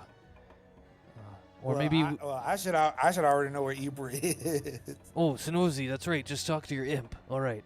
Yeah, Ibra's like, he's chilling out somewhere eating. He's actually up in the dining hall. And they had a discussion earlier where they told the Reeve about the innocence of the shrouds, and he just kind of said, "Oh, that's good to know. Thank you very much," and dismissed him. So you can either go talk to Ibra or you can go talk to the Reeve. But it's kind of like supper time right now as the evening is rolling in. I'll go and talk to the Reeve, and I'll generally ask him like what would be the best course of action to investigate them. Do they have a particular shop or any things of note that we should look into? All right, sounds good. Who wants to go talk to the Reeve? I don't think I need to be there, but if you guys want me to come, I can. Castless and I might sit around here and have a few drinks. Well, I'll certainly go speak with them. All right, soon drinks or go and talk to the Reeve. I'll go talk to Reeve. Last time we drank together, I woke up in a trap. Ha, sounds about right, bud. Sounds about right. Good thing you have that nifty little cloak there. I'm pretty sure you can get out of anything. As long as I'm conscious. Yeah, good thing you got it identified, too. All right, tell the Reeve I said hi. Okay. All right. So you get up to the Reeves place. I'm just having weird times zooming in. Anyways. There we go. Yeah, you get up to the Reeves place. He's up there just kind of looking out his windows, and he says, "Oh, Sonozi. Well, nice of you to stop by. What can I do for you? I was just thinking about all of the calamities that have been beset upon us." I was just I hear you got our message from earlier about the shrouds. I was going to ask you, is there any particular place that we should start our investigation of the even winds? Any particular holdings or Oh, yes. houses? The shrouds. Yes, I remember them. Yes, they seem to be quite innocent. We've grilled them many times, and we've not seen a crack in their armor. However, it seems Mr. Evenwind has disappeared somewhat. He has retreated into his abode, which is carved into the sides of the cliffs just out in Dogwood, and he seems to be retreated a bit. We've tried to contact him many times about this. However, he simply sends notes back to us saying that he has nothing to say about it and that he is completely innocent. Right, yes, an innocent person who feels he has to hide. Yes, I think maybe he's a little bit paranoid, but it seems a bit suspicious. Right. Well, would you like us to just investigate, or are we at a point where we'd prefer to, sort of, we can fix the problem later if it comes up, shall we say? Well, as a lawful man, I would have to say that we have to give him a chance. So please do not execute the man, but I think maybe there could be a way that you could help us.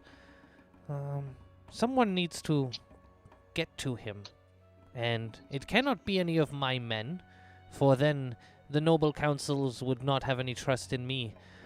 So I must send a third party to try and investigate this. However, his mansion is carved into a sort of cliff's edge with stone all around. It's a very difficult place to get into.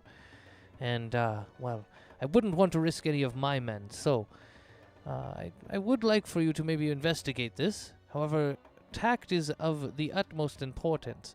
Now that you are members of my party and I have declared you members of the Empire, it would be pretty terrible for all of us if we were to be found snooping around on the nobles. I rather think that at the moment, things like tact and political consequences take second fiddle to the descent of an evil god and the death of all life thanks to the draining of the ocean, don't you? Yes, I agree. That is why I have agreed to send you. This is not really truly a lawful act for me. However, the needs of the situation are quite dire. And I believe that if it does come necessary for you to defend your lives while you are there, well, you can simply do that and just say that I had nothing to do with it and that I had no knowledge of prior incidences.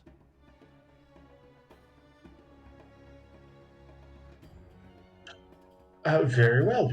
We will proceed with that as the base. All right.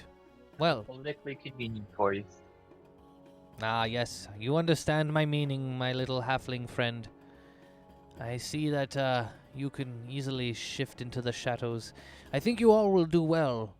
Please be very careful and report back to Ibra when you have found something, or you can come and find me here in my quarters. Very well. Well, good day, and be careful. Malark is one of the most powerful mages we've ever had. He used to be the headmaster of the Mages College, and ever since, well, I don't think it sat well with him how he was dismissed.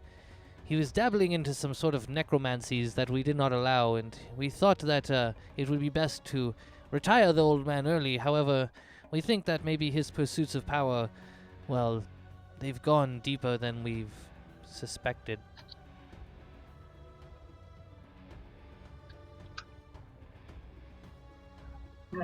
As soon as we gain the location from him, we'll flank through for his time and head out. Oh, yes, I forgot that you don't know where Malark's is. All right, well, you head up Dogwood Pass Road, and then there is one large area, a large cliffside coming out of the ground. It's pretty unmistakable because it's in the middle of Dog's Pass, and there's only one little passageway up into it. And, well, everyone knows that that's old Malark's place, but nobody really ever goes there, and nobody really sure is what's going on in there. However, when you go there, you will notice that people sometimes avoid the place a bit. They're a little bit scared of it. Anyways, here it is, and I'll let you go now. And he kind of tells you, well, actually, he doesn't mark it because none of you have a map right now. Oh, no, Snozy, did you win a world map yet? Yeah. All right, Farandrill's kind of like, detailed enough in there that he kind of puts a little X next to this sort of open area on the map where there's only one little dot. That's where Malark lives. Wait, All right. we're on the map? Wait, what?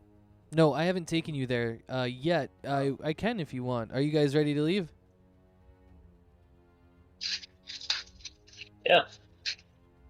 All right. Well, I assume you come and get Castos and Dandros unless you want to go on your own little adventures. You can leave us drinking if you want. I don't care. No, I think we'll have everybody do this against what has just been described as a powerful mage. All right. I was seeing.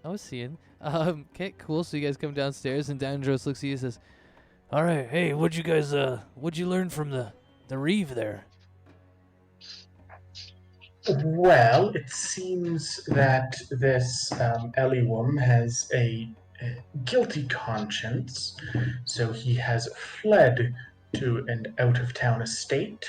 All we have to do is go there and arrest him. All right, well, that sounds pretty easy. Why couldn't the Reeve just send his men? They want to stay impartial to what's going on until they have more evidence of what's going on. Oh, that makes sense. I'm the kind of guy who just kicks down the door, and if I know you're evil, I'm coming for you. But I get how some people are more worried about due process, and he kind of laughs. All right, let's go, Castos. Let's get up. All right, well, do you guys, you know where we're going, right? Yes, we do. All right, well, I'll get you guys to lead the way. And, well, is there anything else we want to do before we leave, or are you guys good? I'm good to go. I'm good. Yeah. I think we're all good. Let's go. All right, I'm just getting my token set up because for some reason it's not. And then I will bring you to the place, probably because I used an echo at one point. And then I delete my real token and I keep my echo, and I'm like, oh, that was stupid. City map time. I'm going to go ahead and ping it.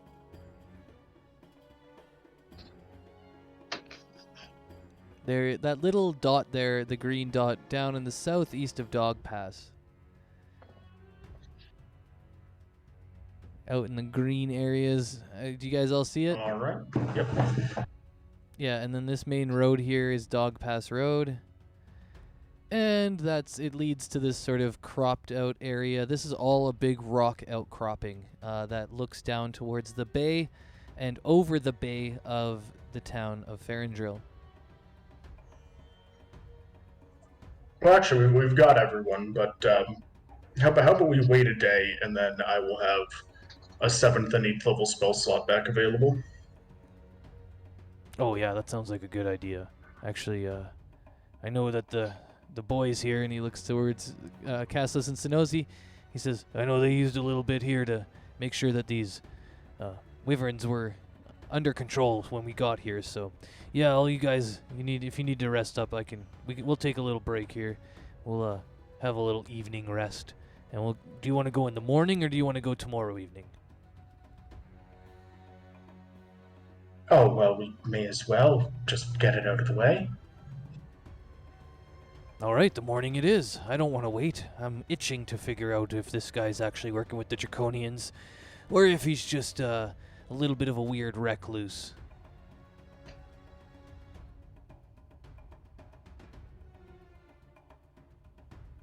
Okay, so we're going to rest, obviously, and we're staying at the castle, right? Everyone's staying at the castle. In our regular ward. Should be. Cool. I guess what I'm asking is nobody wants to go out and do anything tonight. Dandros is off the table. He's not partying anymore. No. He just had a good weekend of two nights in a row. Well, you know what? I'll think about it, and I was like, you know what?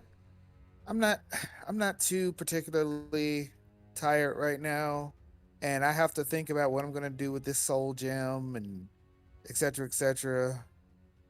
I wonder if I could catch. What about that fucking blink dog? I'll spend the night. I'll spend some of the evening, wondering, thinking. Well, looking at the blink, trying to find the blink dog. All right, time to try and find the blink dog. You're just walking around, looking around, kind of thing.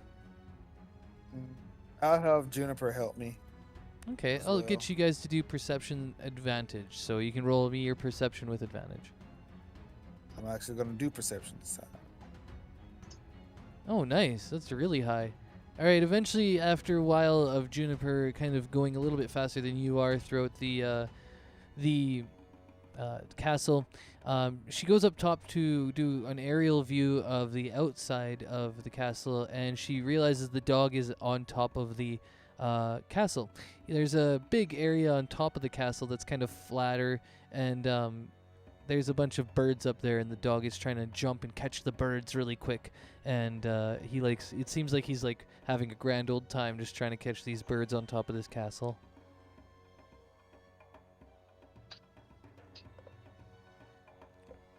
And he's okay. I guess I'll walk up there and get to him. All right, and you just walk right up there, and you can see he's bouncing around. Are you trying to get up to him stealthily, or are you just gonna go walk up right to him and kind of be like, "Hey, how you doing?" I'll do stealth for now. Okay, roll me a stealth check as you get a little closer. Okay, not very good. As you're going, let me just check. What is it? Where is it? Oh, I pulled up the blink spell, not the blink dog. I'm like, where's the attributes on this sheet? This is a weird sheet, bro. Cool. I just want to know his passive perception. Oh, okay, cool. Yeah. He hears you, but he doesn't see where the sound comes from, and then he looks away, and he doesn't know where you are. He thinks it was just a sound that he heard, and that it was like maybe a pebble or something. And he goes back and he continues to jump around and try and catch these birds. Hmm.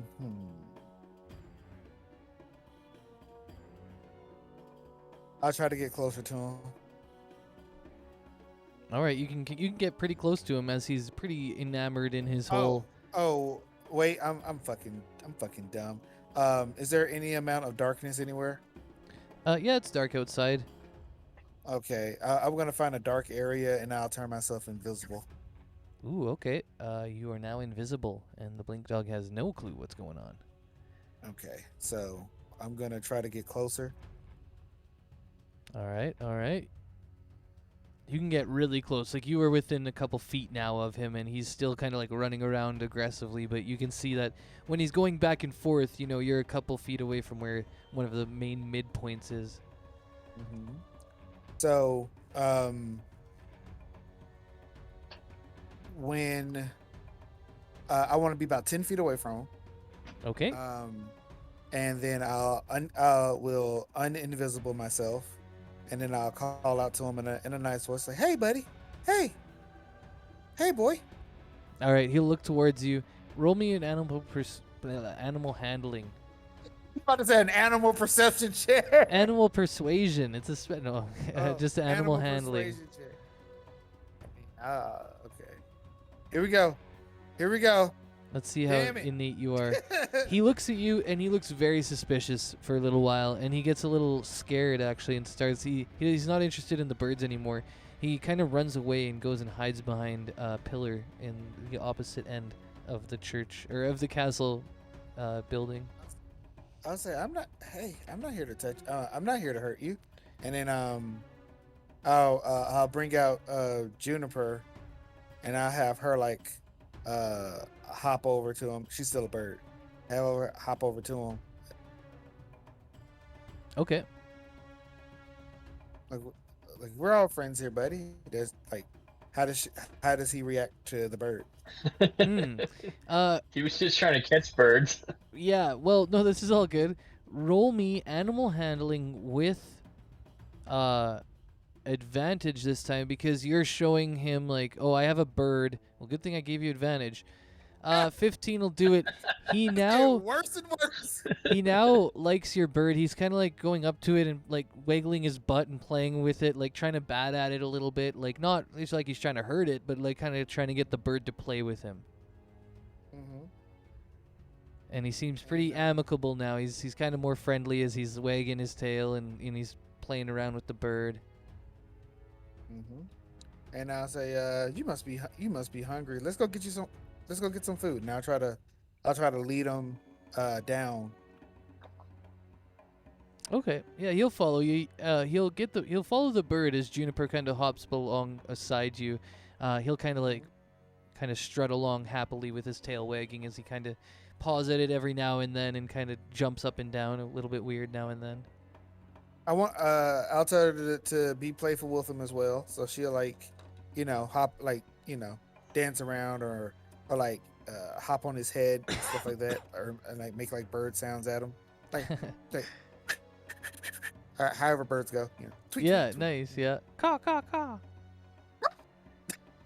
Yeah, she's doing that. They're having a grand old time. Your Juniper has helped you a lot with this animal handling. So yeah, you're able to bring it back into the castle ward.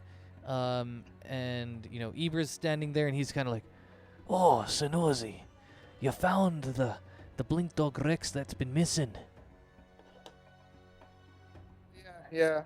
One of his the kid told me about it a while ago, and I thought about it and I was like, fuck it, I'll give it a look. And yeah, I found him.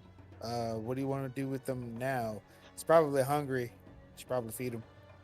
Yeah, I'll take him down. I know with one of my soldiers' men, this is his son's dog, but I can get him some food down there. I've got the food that I've been feeding the wyverns, and he'll like that. But I got another collar, a special collar for him. Now he can't get away.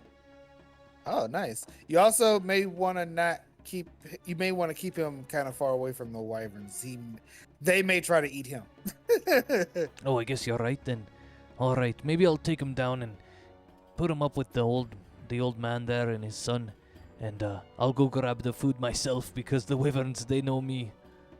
Yeah, yeah. All right, I guess you're right. That's probably a good idea then. The dog would probably get him all worked up. All right, well, do you want me to take this little beast here? Go for it. And, He'll like snap a little collar on the dog's neck, and as it happens, it tries to blink away, and now it can no longer blink. And he kind of says, "All right, none of your tricks now. You're coming with me. We're gonna get you a full belly. No more eating all those birds for you." And they walk off. Thanks, Nosy. hey, you're welcome, buddy. I'll wave at the dog like bye. Oh, and that reminds me. Make sure you stop by the old man at the barracks. I'm sure he'll have a little reward for you. He was offering a reward for anybody who could find it. Oh, what's his name? Ah, his name is Jameis. Jameis. All right. I'll take a look at him in the morning, or I'll take a look over there in the morning sometime. All right, I'm sure he'll be happy. I'll make sure to tell him that your name is Sonozi and that you are the one to bring the dog back. Yeah. All right, see you later. Good night. Night, buddy. Okay, and now what do you want to do? I'll go ahead and sleep. Okay. Well, you attempt to fall asleep. However, about an hour into your sleep, you notice, Sonozi, that you're getting a bit restless. There's dreams that are turning nice and all of a sudden turning into nightmares. And as you're kind of feeling out your dreams, where is this here? I gotta pull up something. The dream sequence. Oh, it's not here anymore. Okay, well, I know what happens. Anyways, at one point, you're sitting on a boat, and you're hanging out with all of us, and we're all doing our little adventuring thing. It's the group together on the nice boat, and anyways, we are sailing along, but the seas turn treacherous, and the sky turns black with clouds and stormy, and eventually the boat is overturned by a giant wave, and everybody is thrown into the sea. And as you're getting the waves tossed about and you're drowning, sort of, none of your magic seems to work in this place, but you don't feel like you're drowning. You're just caught in the undertow of the waves. At that point, the visage of Zebuim comes to you. Is at first very dark, and you can't see her through the depths, but you can see a little bit of a glowing. And as the glowing gets a little bit bigger, and as it comes towards you, you can see the visage come to you fully. And I'm just going to grab her token. I forget where I put it. Is it under Sonozi things? Nope. I don't think I've ever seen you have a token of her. Zabuim is other folks. Thank you, I found it. It was this crazy token here.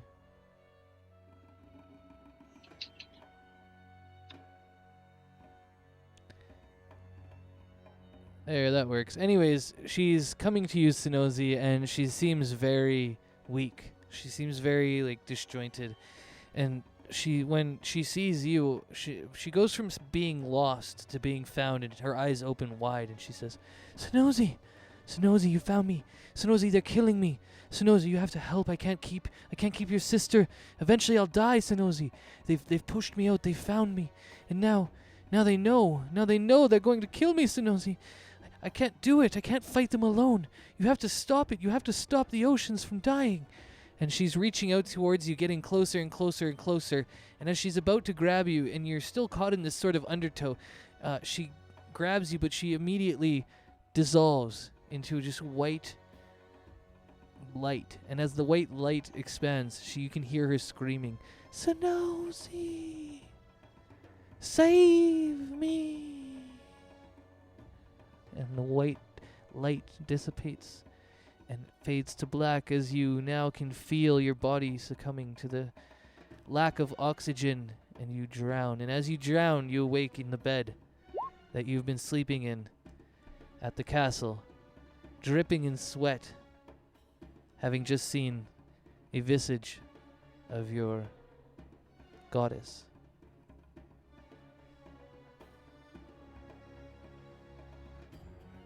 Well then.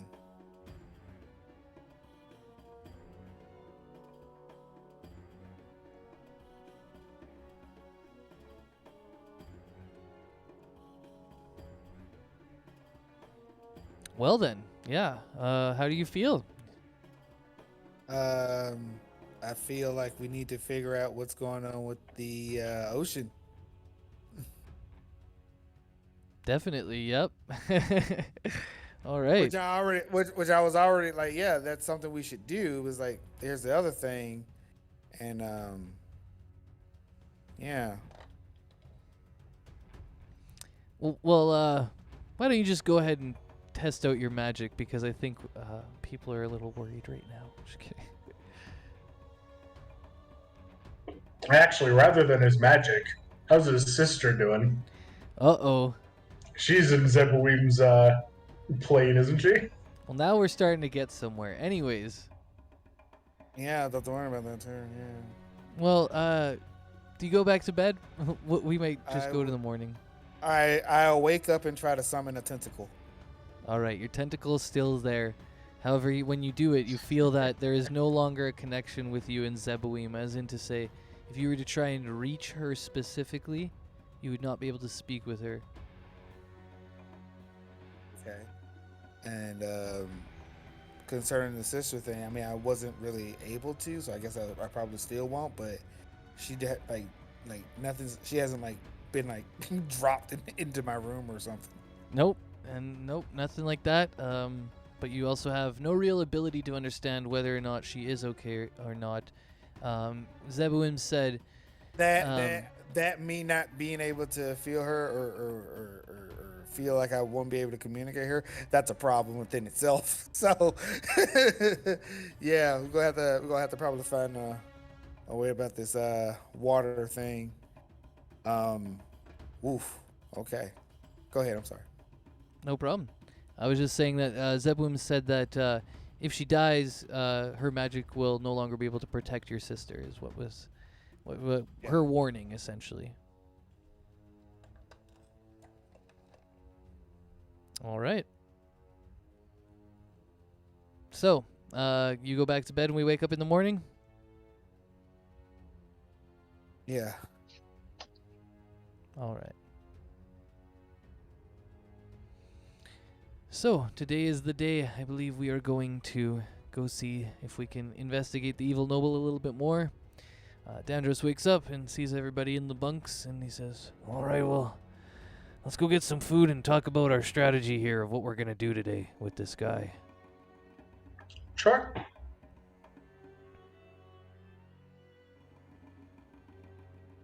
All right. Well, now that we're here at the breakfast hall, what do you guys think? Were we gonna walk up, or we were obviously gonna try and be invisible and sneaky? But I was thinking maybe we have a plan. Yeah, we probably should have done this the time where we have the cover of darkness. Okay. Well, we could wait till the evening. I mean, we could just train again all day and Yeah, then- we can always wait, but also, I mean, does it matter very much? Yeah. Do you need the darkness, or? I like the darkness. Yeah, I guess I do too, kind of thing. I suppose it's good for you, but why don't we just have somebody cast invisibility on you? It's, basically, you're saying that you'd like to be hidden until a fight starts, right? I always like to be hidden until a fight starts. All right. Well, can't blame you for that. I just don't like the darkness because I can't see in it.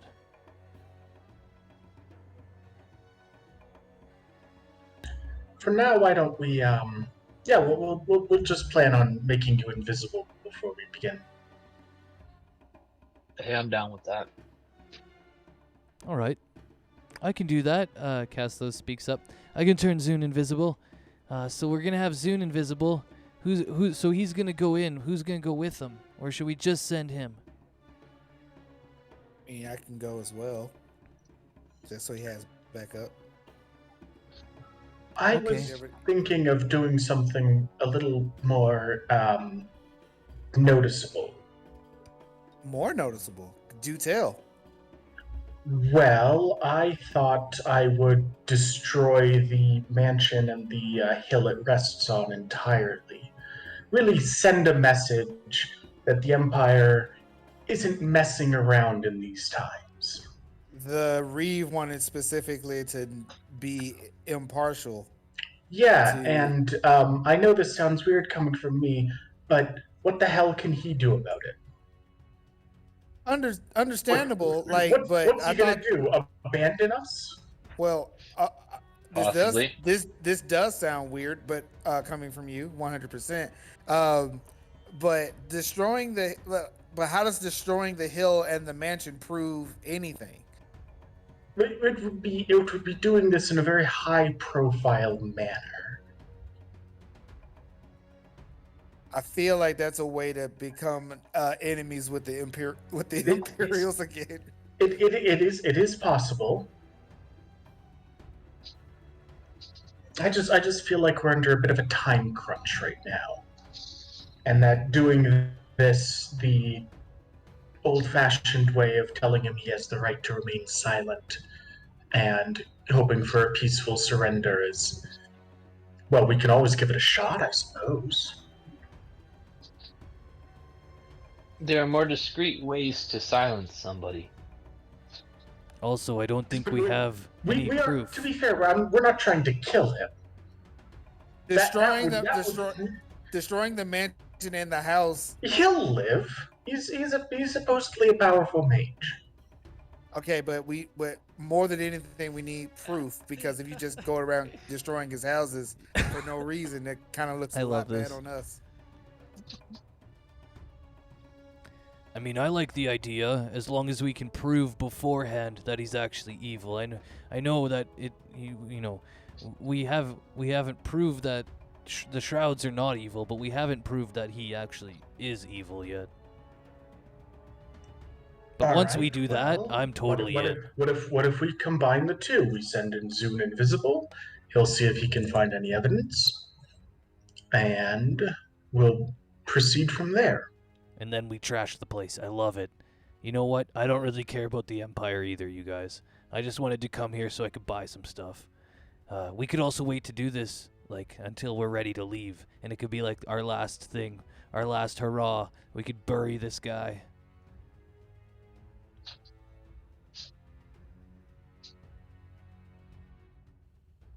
What do you think? I mean, I would say no. Like, this is a very interesting and strategic point. We still have money coming here, and if we make too big of a stink, like, even that may be disrupted about what's going on. No, yeah, true. What I'm saying is, I say, but I do like the idea of, like, Zune, possibly me as well, going in, finding any sort of evidence, and then if need be, Jake can, blow up the house in the mountain. beautiful. I love it. I think that's a great plan. Can we lift a few items of worth while we're looking for evidence? Dandros walks over to you and rubs your head. He's like, yeah, of course. If you find evidence and we end up deciding that he will not come quietly for a simple arrest, then I'm sure they won't miss those items in the aftermath. Not Oh, if no. you're blowing up the place. I mean, we may as well loot the place. Yeah, you guys are right. There's probably lots of cool stuff that mage has, and I want to get my hands on some too. Just cast those.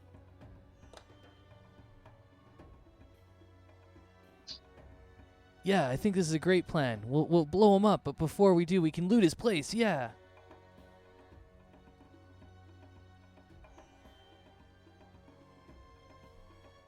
All right. Well, let's do it then. Do you guys want to do it tonight? You guys can go check it out tonight? Yeah, I got nothing else on. Yep, I can do it. All right. Well, we will fast forward to the evening then, unless anybody has things they want to do during the day. And I'm starting to take down the days of things. So there is only 2 days left on your cloak, Jake. There is only now 5 days on the money, 26 days on the cataclysm, 5 days left on my alchemy burping of bubbles. Am I at 3 days now? Yeah, you're at 3 days of shield proficiency.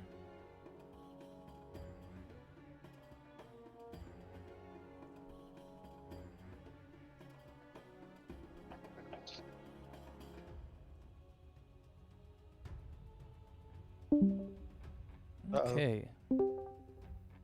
So I got that all sorted. What's up, Twitchers? How you doing?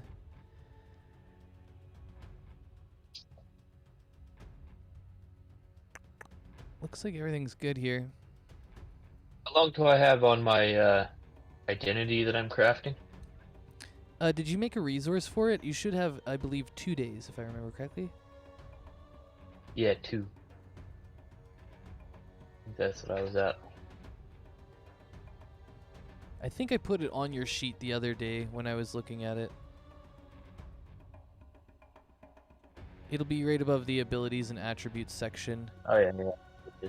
Yeah, your identity is there. 2 out of 7. So you can add another day to that now, or to whatever else. It looks like that's the only thing now, obviously, because you've learned Giant. Good. Now you're at 3. Perfect. I see that. Dandros won't get anything because he is working today with Sonozi. And then I'm going to just quickly retcon all of this for Castos, because we have to keep track of how many days we're going to have on rest for him to do too. So far we've used 2.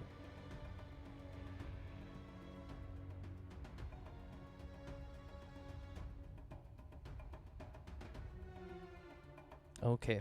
And before we do this little bit about going to see this noble's place and tell if he's evil or not, we're going to take a break because it's the 2 o'clock mark and it's kind of halfway through. So I'm going to go to the bathroom, get some more water. You guys can take a few minutes here and I'll be back in, less than 5. All right. Also, what's up, Twitchers? Good to see you in the house. We're going to take our little break now. Basically, the guys chat, or sometimes they don't. Anyways, get yourself a drink, get yourself that was great. a bathroom break, and I'll be back. I'm gonna put this link in the general chat for you guys so you can see what I just laughed at.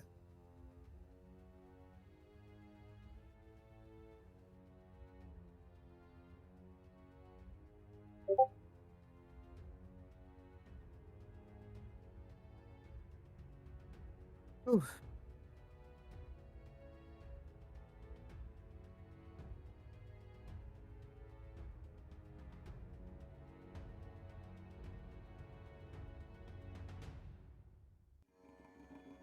Gross, he bought a Nissan.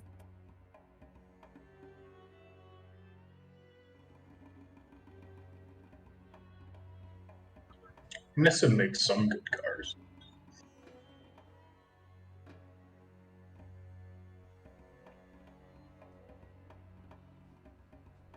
Yeah, that's true.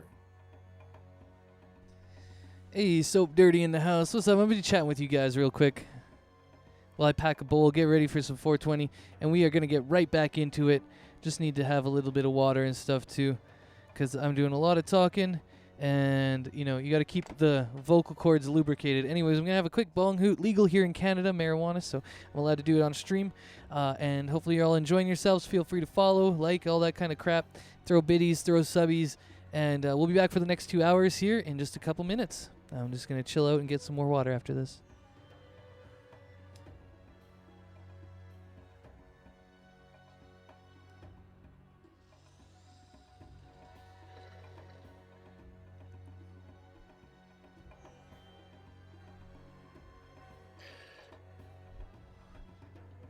And don't forget about Amazon Prime subscriptions.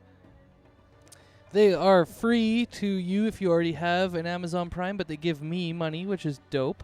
So if you have Amazon Prime and you haven't given out that subscription yet, consider me. I do DJing, DMing, and video games. Gonna grab some more water quick, and then I'll be right back.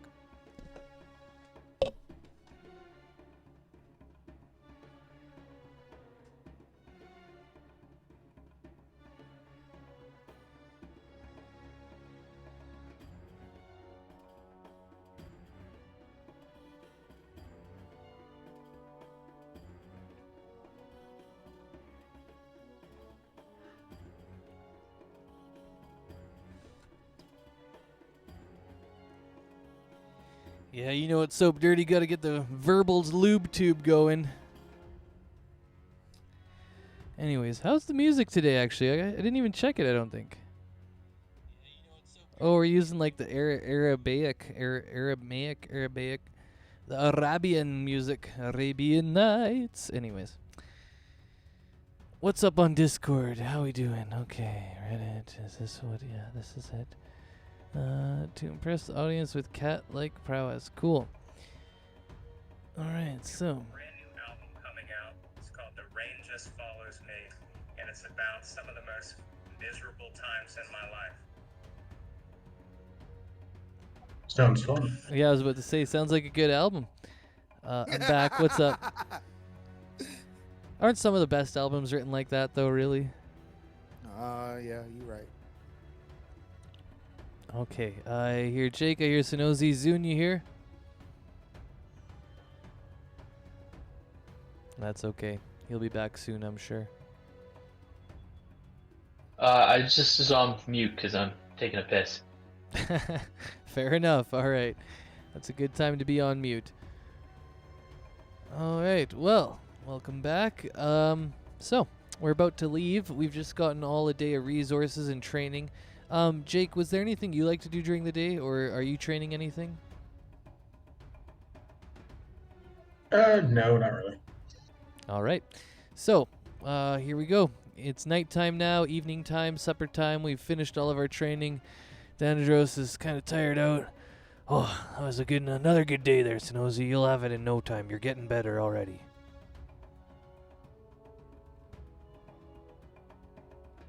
I had I'm gonna just say thank you, but I had another idea in my head.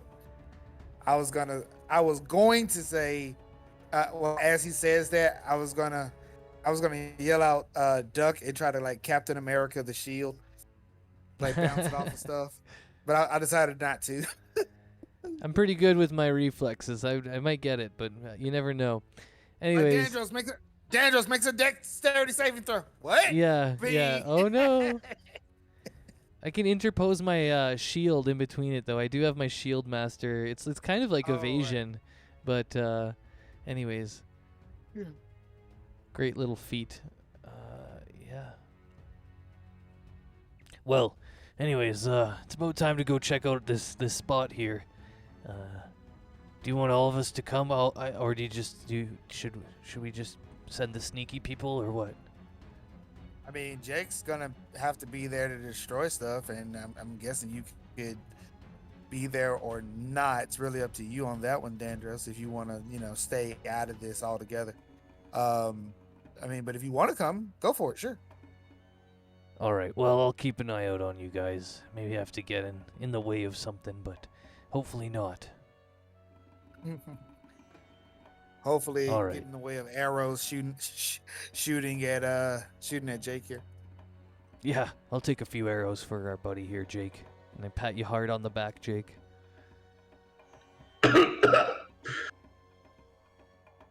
All right. Thanks. Hey, Used no to work for problem. the Empire, but then you took an arrow in the knee. Sounds about right.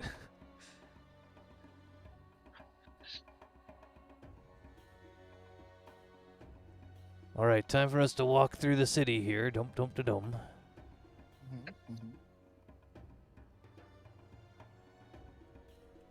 And we arrive at the entrance to the place. It is a small... Here, I'll get you moved back. It's a small entrance about 10 feet across.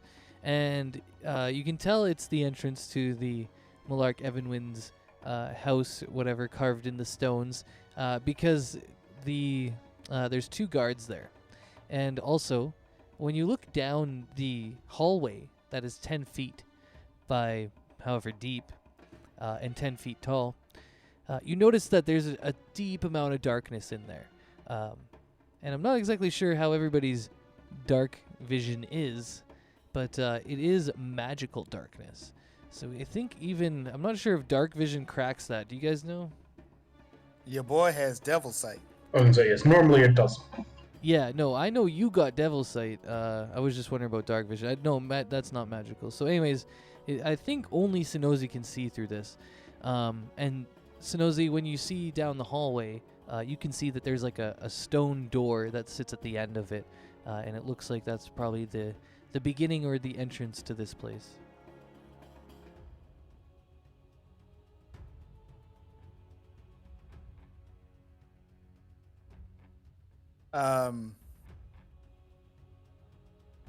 Well, how far? Like, how close are we to it?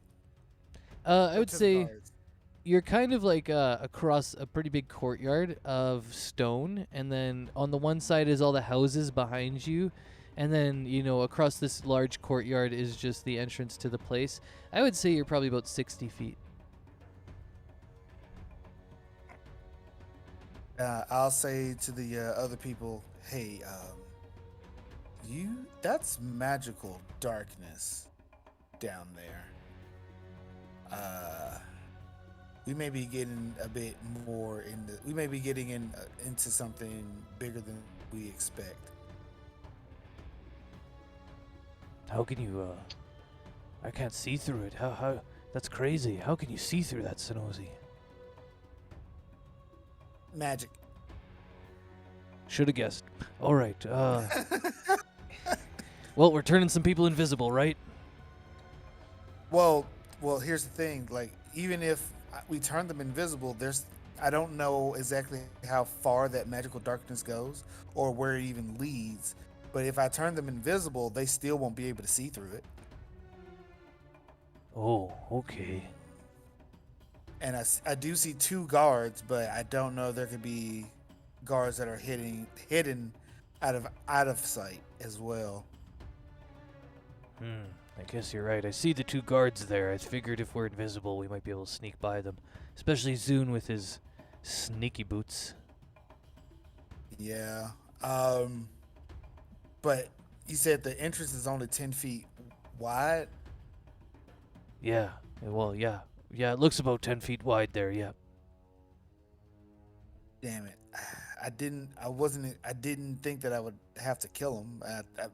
We may have to kill him. Oh, dang. You really think so?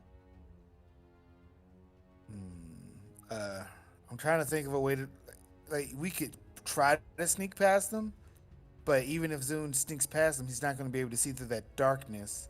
And it looks like there's a wall in the back of the said darkness. So it may need a password or some other special way to get there, to get through it. So this seems like a non-ideal situation. Oh, okay. Can't you give him some magic or something for him to see or something? Not through magical darkness. Huh, is there a way you could maybe get rid of it? A dispel magic? I mean, even if we did that, the guards are right there. They're right there. Yeah, but well, you're right. I mean, they'd probably see you doing it or something, but if you had a way to to make it go away without them noticing. And I look over to Castos and, like, you have dispel magic, right? You're right. I'm just going to put us more into the alley as we're standing there. Yeah, Castos does. He's going to look to you and says, "Oh, yeah, I could dispel it probably. Yeah, that wouldn't be a problem for me. I know how to cancel that out." Okay. The biggest issue is these guards here. So, let me see here. Wonder if there's another way in. And the thing is, if I try and dispel it and fail, I got to make sure that I'm not seen.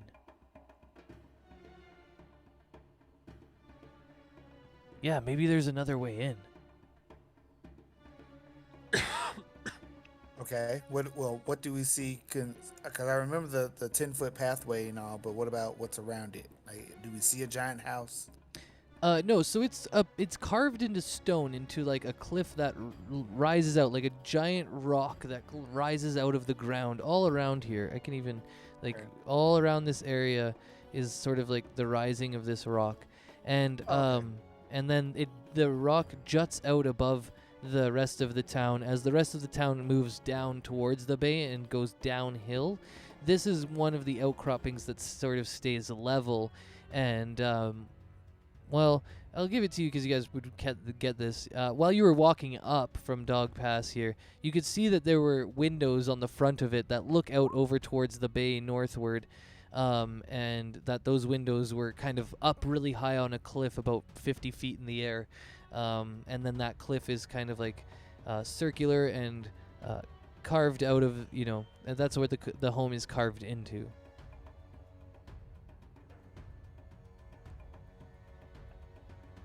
All right, so I would say, well, Zune's already on it, but yeah, we'll look for other entrances. I don't really need the rolls anymore from you, Zune, because of your stuff. You're going to be good to get these perception checks. The plus 12 with whatever you roll usually is like, because it ends up being a 10, so it's like, oh, that's a lot. Anyways. Wait, how many times can you use reliable talent? Check on that for me while we're doing this. So you guys know that there's 2 entrances that you can see. It is whenever? Whoa. Yeah, it's whenever you roll. That's wild. Cool. Anyways, that's definitely reliable. It's right in the name. You know that there's the windows and the entrance. Those are the 2 that you know of so far. And you know that this layer is carved out of rock. So literally it's made out of rock, if that helps anybody. I don't think we have any dwarves. No, and I don't think we have any, like, shape-changing people who can turn into an elemental. Although I'll check right now with Castos. I can do a thing, but I'm not like. I don't understand part of this ability. Oh, I mean, Castos technically has teleport too. Oh Jesus! He What is all says this? he could try and teleport us inside there, but it would be very risky. Yeah, we're not doing that, Castos. All right. It is indeed unnecessary. I guess we could try and get rid of the guards. I could banish one. Hold on. We're what? Okay, did we or did we not see a second or something that looks like a second entrance? So you saw that there are windows on the north side of the cliff where you could potentially go in, and then there's just one entrance that you know of.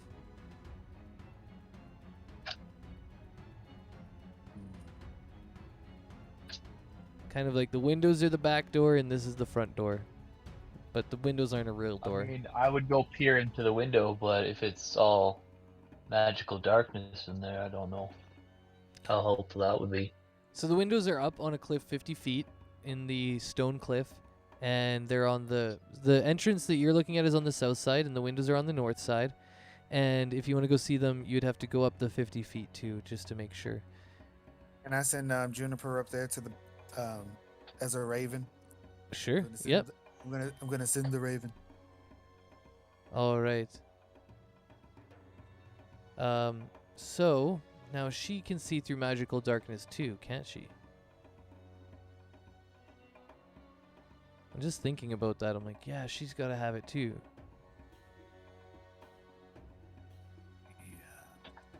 Because it's like you see through her the way you would normally see, I believe, is how it works. Mm-hmm. Maybe just check on that for me. Looking.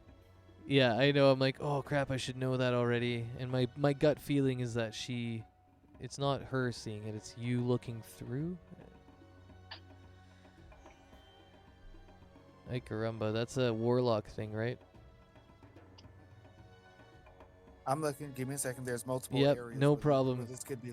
Everybody stand by. I want to know too, so that I can give you the right what she sees. Because I'm like 90% sure we've always used it that you see through her, but this is a special ability. Gosh darn.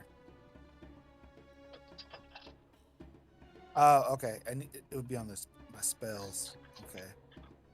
Let's see. Oh yeah, it's technically under Find Familiar, hey? Yeah, but find familiar isn't one of my normal things. It's something that's given to me. So I have to find it in a different area. Dear God, where are you? I'm looking up Find Familiar right now. Yeah. As an action, you can see Tax through your boon. familiar eyes. You hear what it hears until the start of the turn, gaining the benefits of any special senses that the familiar has during this time. You are deaf and blind in regard to any of your own senses. Okay, so you're Yeah, actually but I turning yourself but I could- off and accessing her. He says you can see through your familiar's eyes and hear what it hears until it starts. So, okay. So basically, if I do that, then I wouldn't be able to. If I do that, then I wouldn't be able to see through. I wouldn't be able to use Devil Sight through her. No. And so she sees magical darkness as well. Oh, I think she does. Hold on, let me see. Let me double check on that too. Yeah, imps can see through magical darkness. Yep, it has Devil Sight on its own. So yeah, I can't. So if I see through her, I can still see in magical darkness. There we go. Well, won. there we go. Yeah, there we go. We win D&D.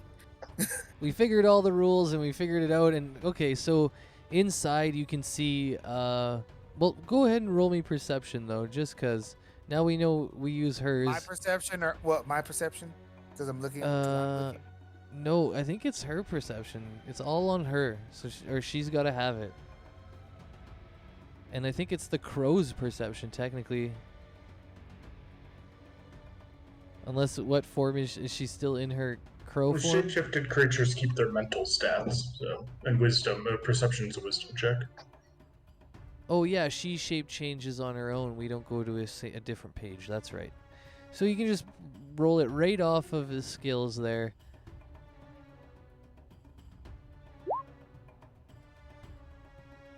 Nice. Oh, definitely good. Yeah, she sees 3 large dragons, black dragons.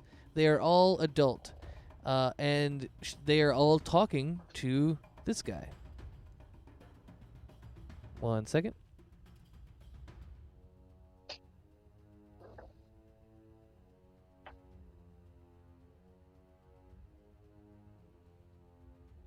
Good job, little Juniper. You saw through.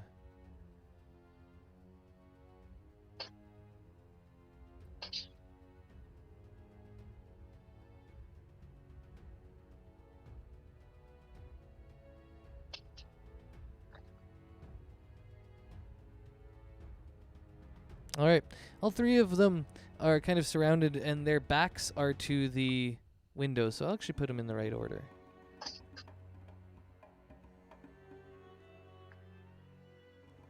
There, little Juniper is looking over their shoulders kind of thing.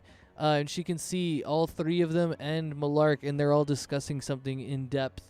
And she can see at the backside, too, that there is a little portal that seems to be glowing on the ground. And it's imbued with some radiant magic energy that's kind of glowing. And I mean radiant is like giving off light, not specifically the type of damage. Anyways, a glowing kind of portal-looking thing in the back here.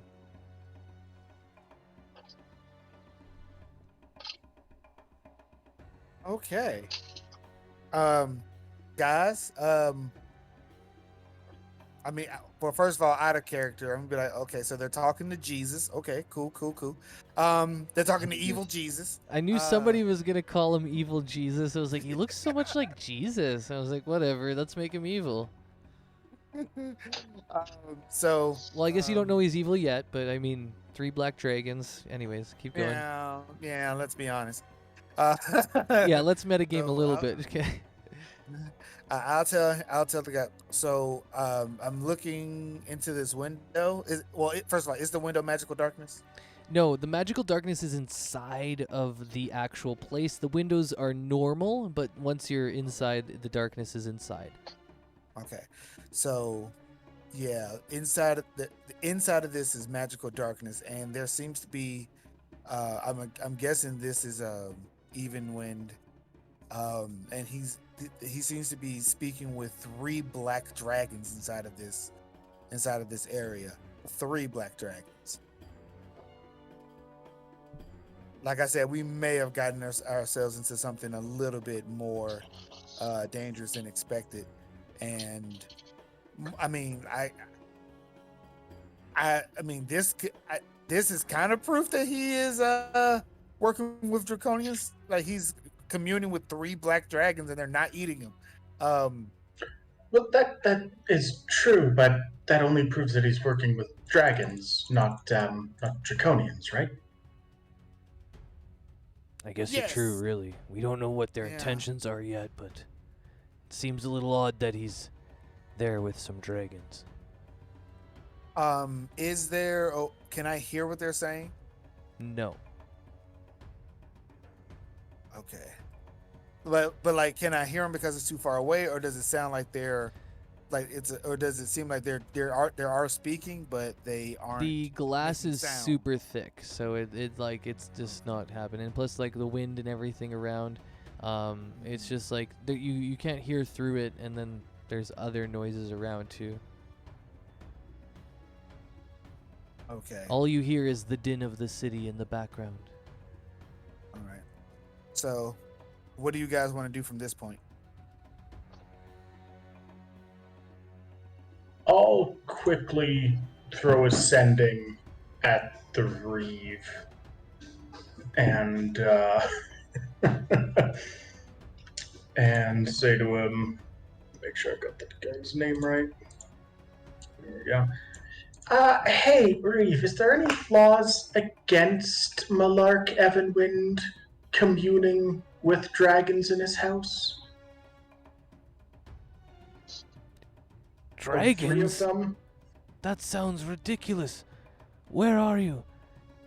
No, but dragons in my city is dangerous. Stay where you are. I want to find you. I hope that was 25. I might have gone over.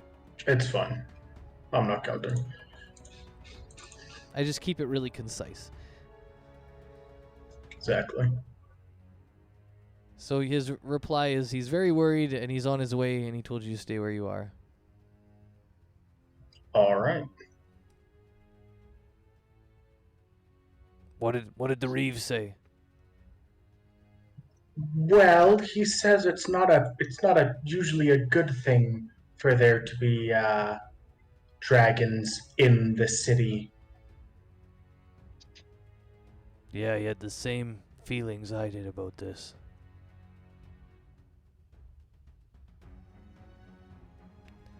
Alright, eventually you see 2 cloaked figures, head to toe, black cloaks swimming in them. They're just, you can barely even see anything. When they get closer to you, they throw their heads back, or their hoods back, and they show that they are Ibra and the Reeve. And as they get closer, the Reeve says, "Oh, this is bad. Oh, yeah. Oh, this is not good at all. I had a sneaking suspicion that Malark was up to no good. You know, black dragons tend to be pretty evil. They are one of the main forces that lives in the Devil's Trinity, north of here, and near Ellendir. And if he's parlaying with them, well, it only would make sense that they're all in cahoots together. I don't know what to do here, but I have your backs. What should we do? We need to at least get some more information." I mean, this is as you said yourself, rather damning, right? You're still looking for information to prove that he's doing this. I think at this point, we should charge in there, and we should demand answers. You know what? I Charge haven't. into a cave of darkness with 3 black dragons. Well, we have the upper advantage. We know what we're stepping into. Shitstorm. True, but if they do not lay down, we could have some sort of plan to get out quickly. The damning evidence would be that they would turn on us and try and attack us. At that point, I think it would be prudent for us to maybe vanish and then return with a larger force. Is that what you're saying? I could get my men right now, Ibra. If we think this is a problem, we could teleport back and grab our men and we would attack them right away. Oi, my lord, that sounds If you want right. to do battle on the outskirts of your city with 3 black dragons, Well, I think at this point we need answers. This is. I would say, well, the dragons are definitely going to be a problem for the city and for us. What I can do is I can keep surveillance on them, and when the dragons leave, because there's a portal there, when the dragons leave, then we confront him after they're gone. Oh, this is a good idea. What do we do Yeah, people if haven't spotted if dragons flying in and out of this place, so I'm assuming that's where they came from. Of yeah, course. but what do we do Perhaps after they if talk. everyone leaves with the dragons? I'm mean- not sure. Then we would go into his house and we would find probably evidence that he's been working with them. Hopefully. And even if he does leave with said dragons, that doesn't mean if he leaves with the dragons, that means that we probably could have free reign of this place, and could maybe even set up a trap for when he comes back because there's a portal here. True. We would have the upper hand. Also, maybe we can follow the portal. I mean, I've heard a lot of bad ideas in this group, but I think you'd fit right in. Oh, yes, I'm always trying to find the craziest adventure we can go on. I heard you guys went through Death's Path, though, up in Ellendeer. Fought some ghosts, yes? You turned very old, yes. Well, I think you all like to party a little bit as well and go on adventures, but I would fit in very well. But let us think. I think the trap idea for when he comes back is pretty good. Sonozi, would you like to continue? well, I'm that's a contingency plan as if he does leave with the dragons. If he doesn't leave with the dragons, we can confront him head on. Sounds good to me.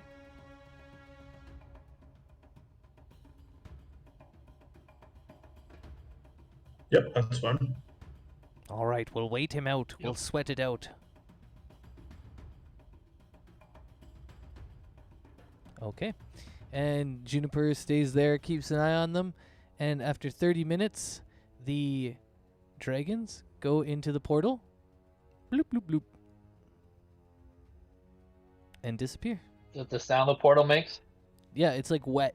Bloop, bloop, bloop. It's the same sound that Snowzy's tentacles make when they grab you and take you somewhere and teleport you in the undertow. Bloop, bloop, bloop. Kind of like Stargate Atlantis, or I haven't seen that one. Is that like a Stargate? Does it make that same noise? Stargate. Yeah, it's like a little liquid portal sort of thing. Ooh, nice. Anyways, Malark is there now alone after the bloop bloop bloops suck up the dragons and they go back to wherever they came from.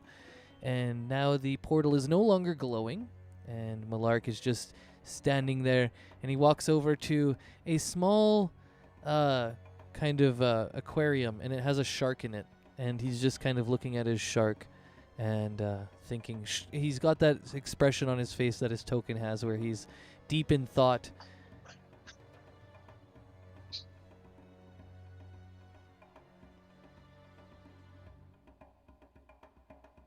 Okay. Well, the dragons are gone. You said you guys were waiting to see if he left with the dragons. He did not. The dragons left on their own. And he is just kind of looking at his pet shark right now. He's feeding it a little bit here and there and just watching it. Deep in thought. So, do you guys want to scale this mountain, or do you want to go in the bottom, top down? How you want to handle this? I like going in windows. Alrighty. All right. We can get a round of flying going. I suppose. Do you want to do the honors cast those, or? Yeah, I got it for sure, guys. Who should we make fly? Can you do 1, 2, 3, 4? Can you do 4 of us?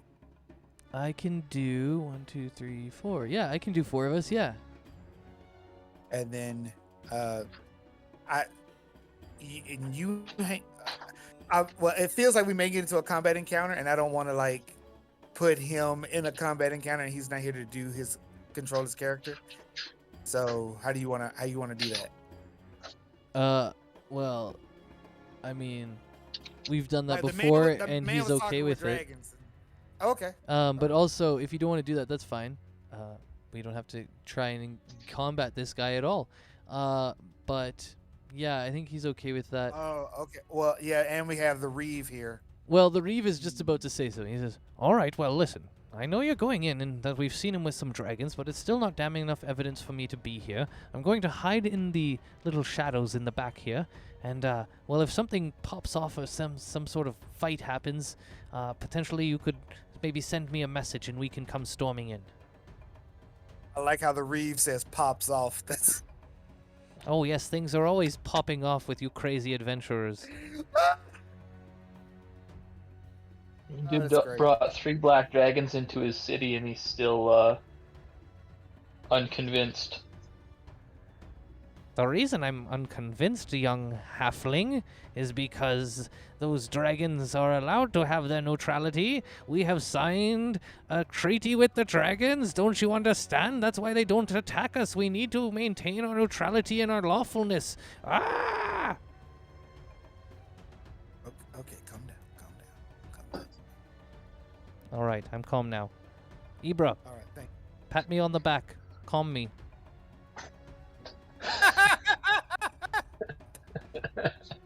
Fucking dying over here.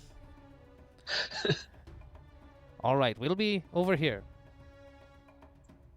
Okay. All right. So, okay. So, Castos can concentrate on us four flying. And Trogdor can handle himself, and he could stay here and hang out with the Reeve and basically provide magical support if something else happens out here while we're inside there. Sounds good, everybody? Or Yep. all right? Sounds good to me. Yep.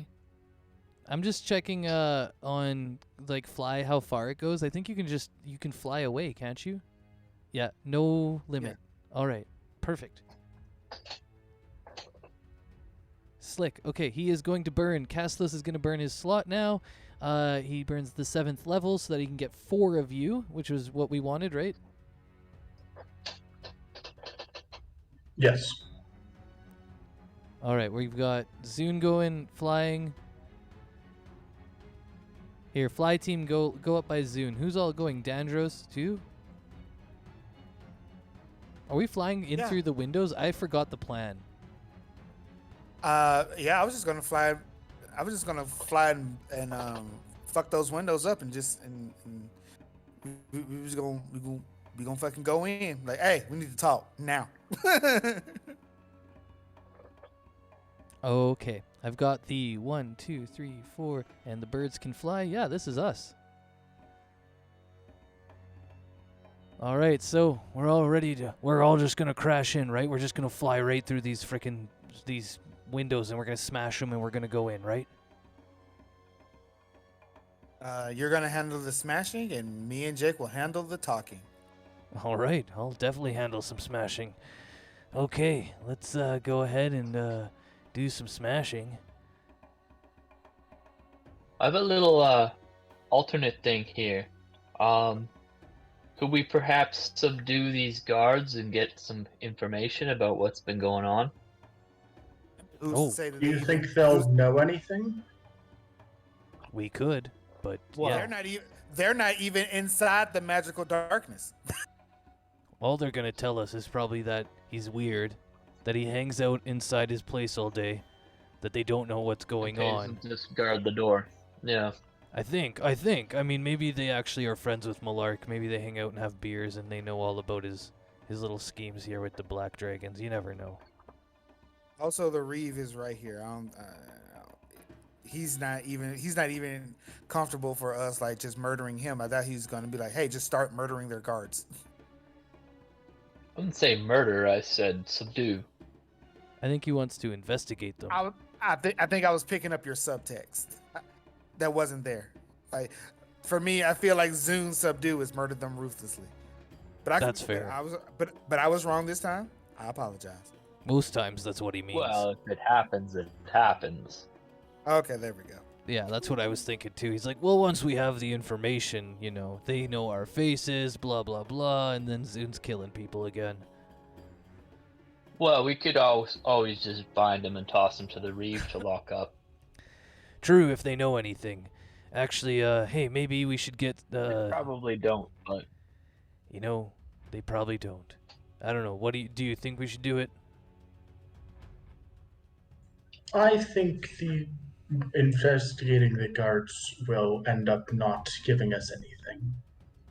I agree. I think at this you're point, probably right. Yep. we know as much as they know.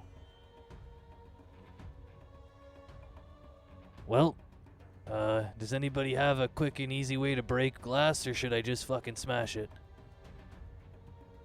What are we gonna do once we get in there and can't see anything? Oh, yeah, fuck. Sonozi, you're the only one who can see anything. Maybe Malark will, like, take down Wait. his magical darkness or whatever. I would assume he Is would that have done something that he has if to they're not. concentrate on? I don't know. I don't know. Do you magic users know anything about magical darkness and the ways in which they can come into this world? I'm sure you would know a little bit. I know that with the, I can do it as well, and I definitely have to concentrate on it. But I would figure he wouldn't be doing that all the time. Like I was thinking that when the dragons left, that he would, it would dissipate, at least, up here. Well, it could just be a magic item, right? Yeah, it could also be an item, which is why it doesn't ever go away. I mean, I could easily dispel it, but I was not expecting it, so I didn't prepare that spell.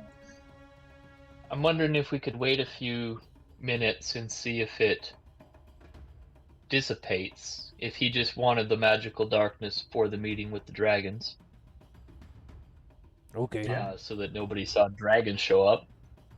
And, if it's something he's concentrating on, maybe he'll no longer do that once they're gone. Well, I can, dispel magic stuff too, actually, and I have it prepared today. So, like, I know I'm concentrating on you guys flying right now, but, like, maybe if we tried to do that, I could come along or something.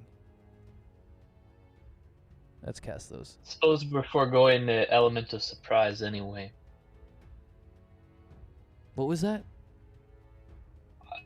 If we dispel his magical darkness, he'll be alerted that somebody has dispelled his magical darkness. True. Yeah, definitely. I could also, I could teleport into there. It's gonna be loud, but I can teleport into there. Oh yeah, would that be good? And then, but what about the darkness? I mean, don't you have to be, can you dispel magic through items or through buildings? I'm not sure actually. I've never tried that. Let me look at my spellbook a little bit, and it'll tell me right away if I can do it through things. I think I can actually, but let me just check quick.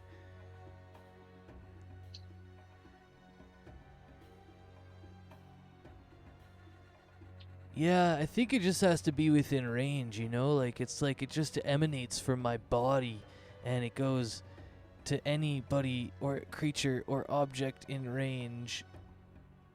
Okay. So, Dandros, go and cast those up, please, and bring them up to us. All right, I got them. All right, and Castos, you are now up here with us. Is dispel magic isn't concentration, is it? Just wait, I gotta figure out how heavy this guy is. He might be a little too heavy.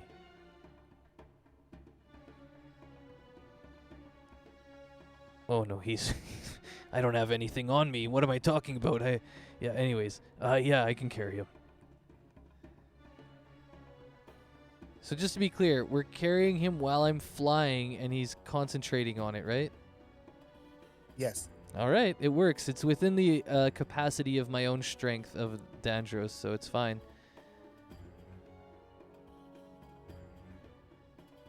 All right, so he can cast it, and we'll see what happens.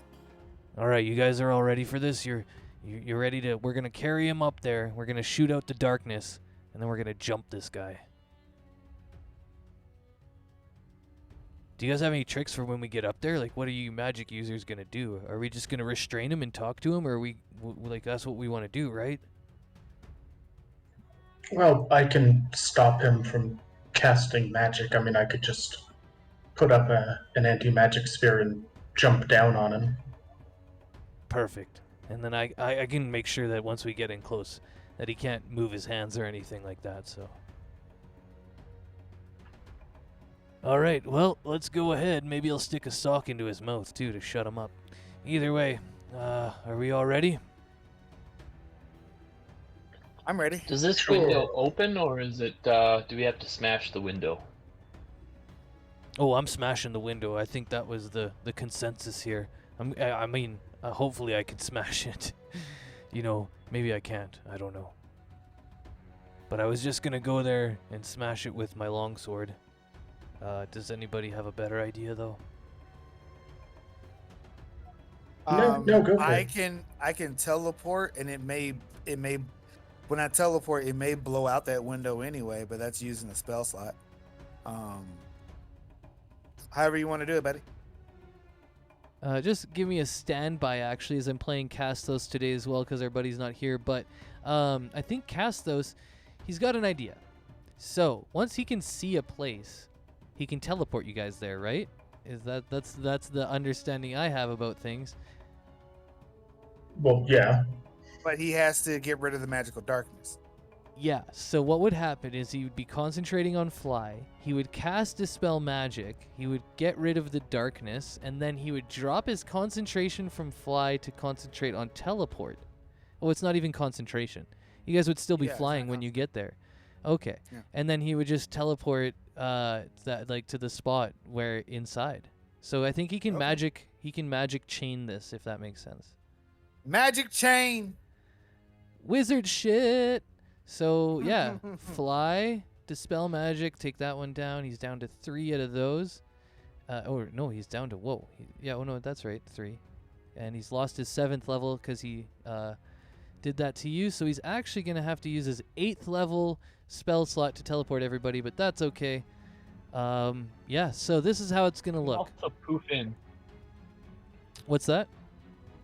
I could also, like, with my cape, poof into the room. True. He can teleport you, though. He has the ability to teleport everybody. So you don't have to use your charges on your cape if you don't want to. Okay. All right. So yeah, is everybody ready to go? Any other tricks or stuff up our sleeves we want to do and before Castos gets this going? All right. I think we got a good plan. Sure. We're not planning to magically interrogate him, right? I mean, once we get our hands on him, I don't care how you get the information. I think it's he's evil. If he's evil, we need to know, and we need to know everything. All right. In that case, I will ready anti-magic field for when we are teleported next to him. Alrighty. And when we teleport, can we teleport between him and the portal so that he doesn't dash into it? Oh yeah, dude, I can do that for you, man. Like I can teleport basically anywhere I see. So if I can see that right, yeah, I'll put us in between the portals so he can't get out.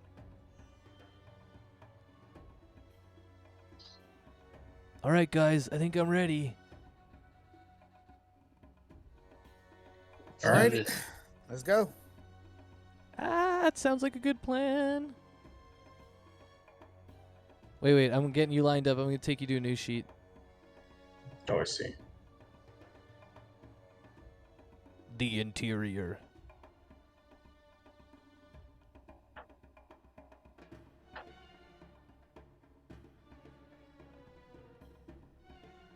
There might still be dragons on here, I'm not sure.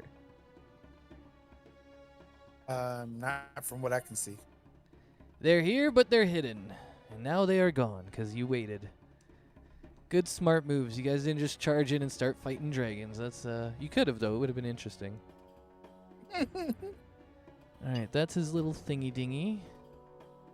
Got to put him by the shark tank.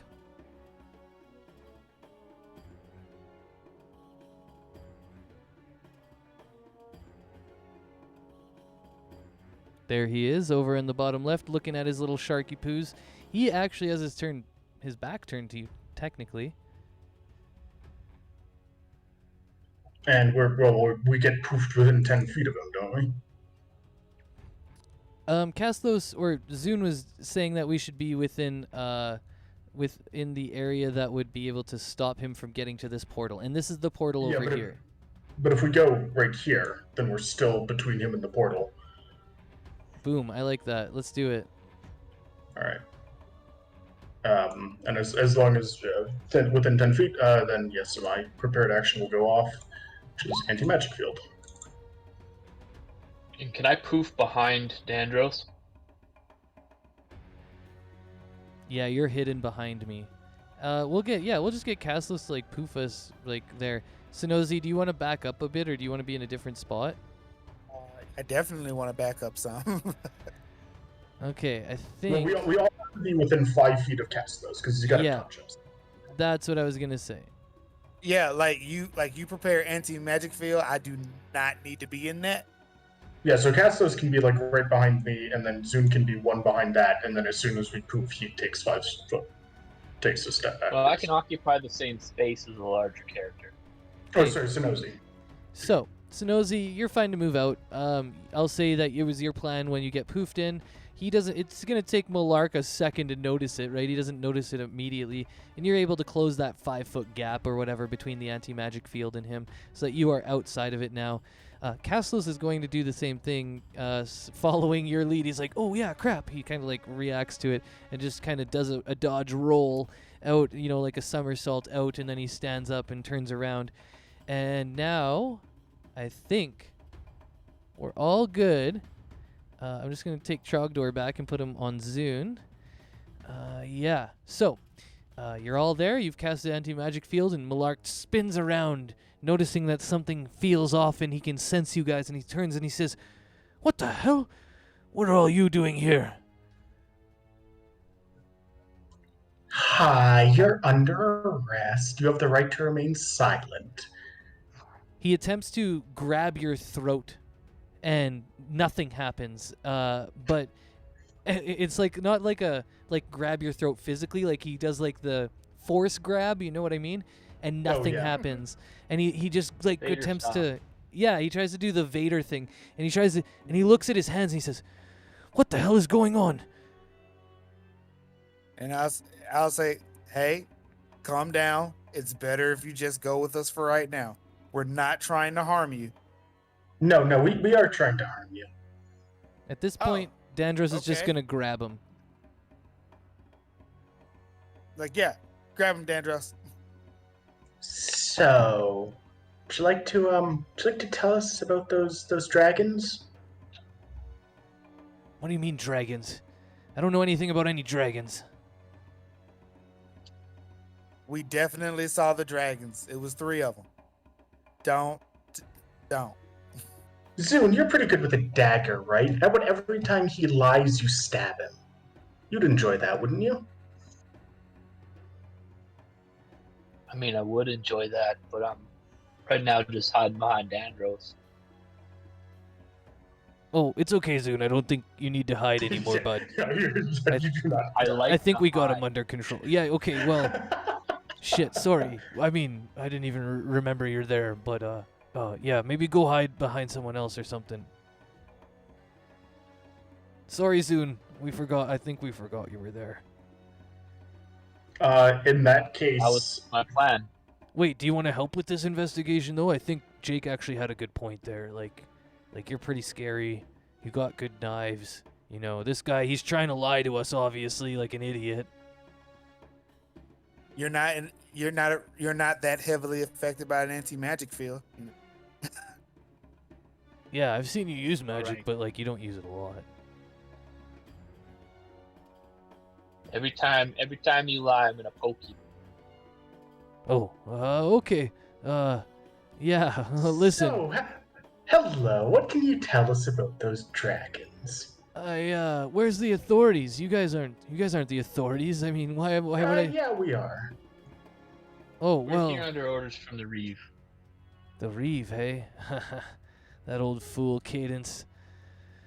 Well, I guess you guys kind of fucking caught me. The jig is up. Look, and I'm not talking to you guys, though. You take me down to the castle. You will definitely be talking to us. Zoom, he doesn't need all 10 fingers, does he? Nope. But we could start with the most useful one. That would be the thumb. Mm-hmm. Are you right-handed or left-handed? I've heard this question before. Listen, guys. Listen, I understand that you're probably quick to violence here, but listen, I don't really know anything about those dragons. They were just they were here to talk to me, you know, about a deal or something that we made. You don't. The Can I dragons tell came if to he's talk to you lying? about a. Okay, yeah. Yeah, you can tell he's like trying to scramble and lie. That's bullshit, Oh, I man. suppose, yes, my passive insight is 20 for what it's worth. Oh, cool. That is worth much, so I don't have to ask you for insight checks. Yeah, you can tell he's like trying to like still skirt the questions and like. So they just happen to come by through the portal that you had set up and then leave by the same one? Because we certainly didn't see them flying in. And your windows aren't quite large enough. All right, roll persuasion or intimidation with advantage. And I think you Yeah, can guide yourself. Yeah, Dandros is fucking got him hemmed up, and he's definitely been subverted. This is definitely it, man. How about a 19? Yeah, he's about ready to talk now. With the knives out, he's not looking to lose any more thumbs or anything. And you know, you guys have named that there's been 3 black dragons. He knows that you've seen through the magical darkness somehow. He's not sure how yet, but he says, "All right, listen, those dragons, they're from Devil's Trinity. It was you lot, actually. I recognize you now. You were the ones who killed those black dragons. They were part of their brood from Devil's Trinity when you were out in Elendil. I think you got attacked, and well, they've been holding a grudge ever since. It's part of their culture that they take it quite personally, and they take to revenge. So I've been helping them, along with, you know, the Draconians, to subdue you."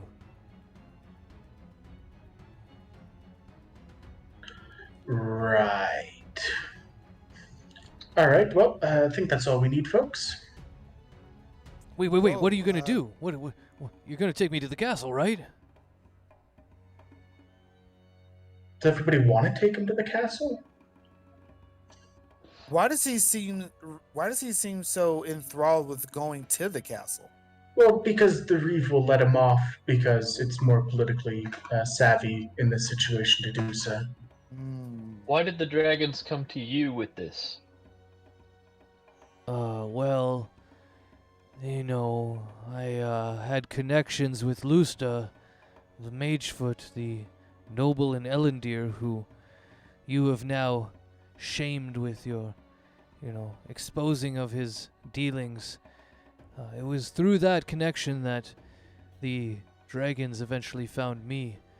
They'd seen us moving the adamantine in different directions, and they knew that when you were in Elendil, that Lusta had tried to attack you. So they thought that he would be a good ally in their revenge scheme. Are you involved with this revenge scheme? I mean, yes, in certain ways. And he'll look to the shark that's behind you, and he says, "You know, for a long time, I dabbled in the sciences of biology and ecology. When I wasn't studying my wizardry school in that damned tower with those stupid other wizards, I sought to break open the secrets of different beasts." And then he turns back to you guys and he says, "Do you remember the worms that could breathe water?" I sent 2 of them to attack you.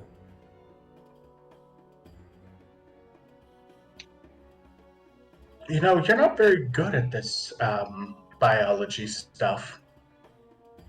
Well, I mean, I took worms from the desert, behemoths, and then I gave them the ability to breathe water. I think I'm more skilled Yeah, than but you are. I know quite a few druids and clerics who could do the same thing without much issue. Oh, well, I've not met many druids in my time, and the clerics that I know are all too busy trying to heal people, not figure out ways to have creatures breathe underwater.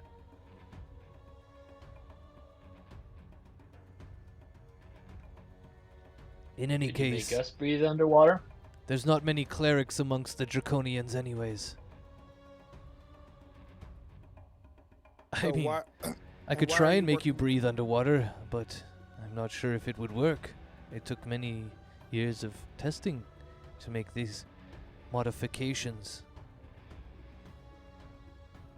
I've been working on this work for many years.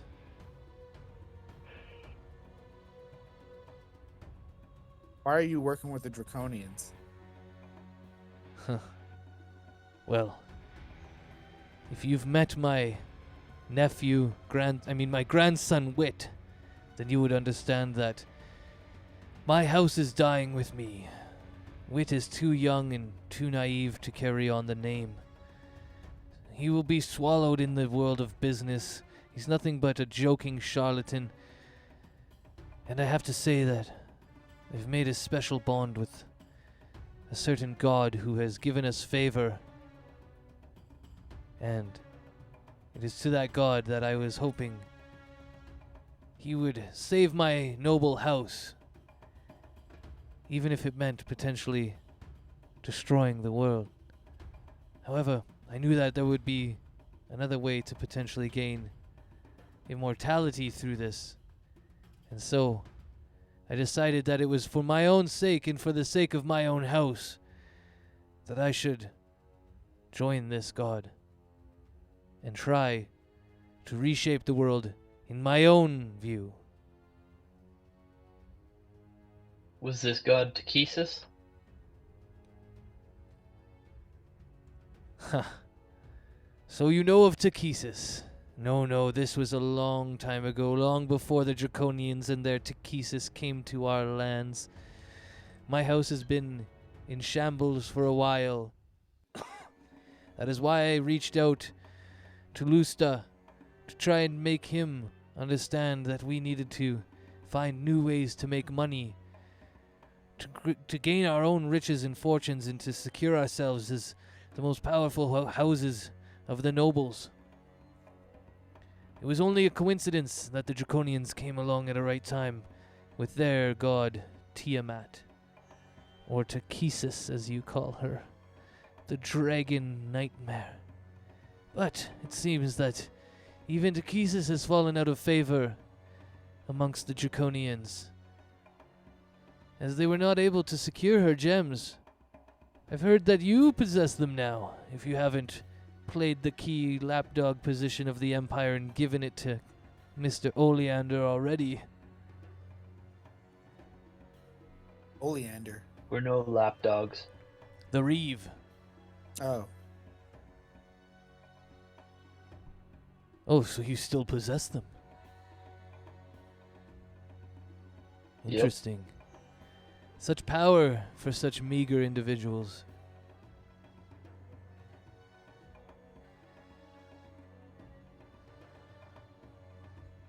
Meager individuals that got the jump on you pretty quick. Yes, I'm not exactly sure how you've peered through and found these. Maybe you'd like to entreat me with a little bit of information about how you were able to... No, we'll pass. and I'll say, what do you want to do with him? Well, I say we cut out his tongue and then bring him to the castle. Stop him from being able to cast any spells. If they need to interrogate him, they can do it telepathically. It's not a big issue at the Mages College. Yeah, alright. True. Here, instead of cutting out his tongue, that's a little crazy. I think we'll just stuff some stuff in it. Here, I got some rope and stuff. No, I'm. Why would you do this, Dandros? He has been targeting us since before we got into the city. He's fully aware the Reeve is going to let him off. Why would we not solve a problem?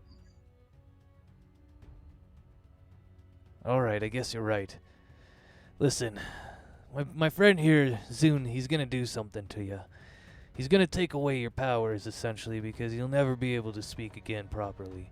Maybe one day somebody will come along and regenerate your stupid tongue, but I really doubt it. In the meantime, you'll probably go to jail, and you'll just be or they'll hang you, I'm not even sure. But, for right now, you're right, Jake. This is one of the most evil individuals I've ever met. And I think that, taking away his ability to speak is one of the least of things we could do.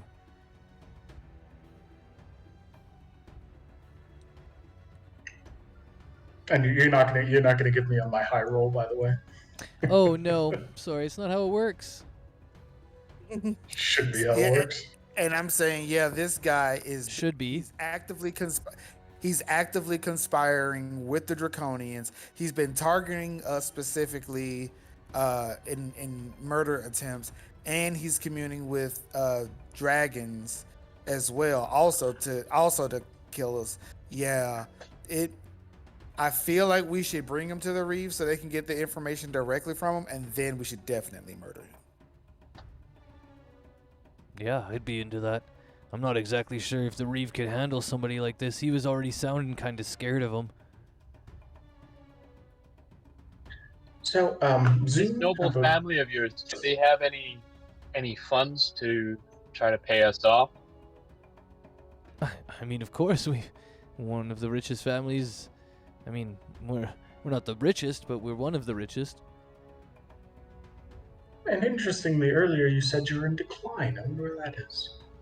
Oh, yes, we are in decline, but eventually everything will even out. The real reason I'm so worried is that my heir, Wit, he's just an idiot, and he'll never be able to he was never raised properly to take the throne, and now that he's old and his parents are gone and he's the only heir, it seems that, putting all of this wealth and responsibility onto such an unprepared individual, I already know how it's going to happen. There's already talks amongst the nobles of how they're going to cut my house up if that happens. But while I'm still here, I still have a fighting chance. What is the cost of your tongue and your life? Now you're asking a real question.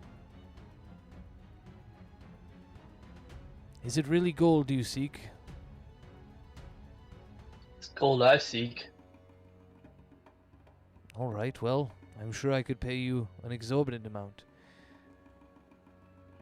I'd prefer to spend my days in a brig somewhere than dead. Where's your money? Oh, it's in a bank, like all money.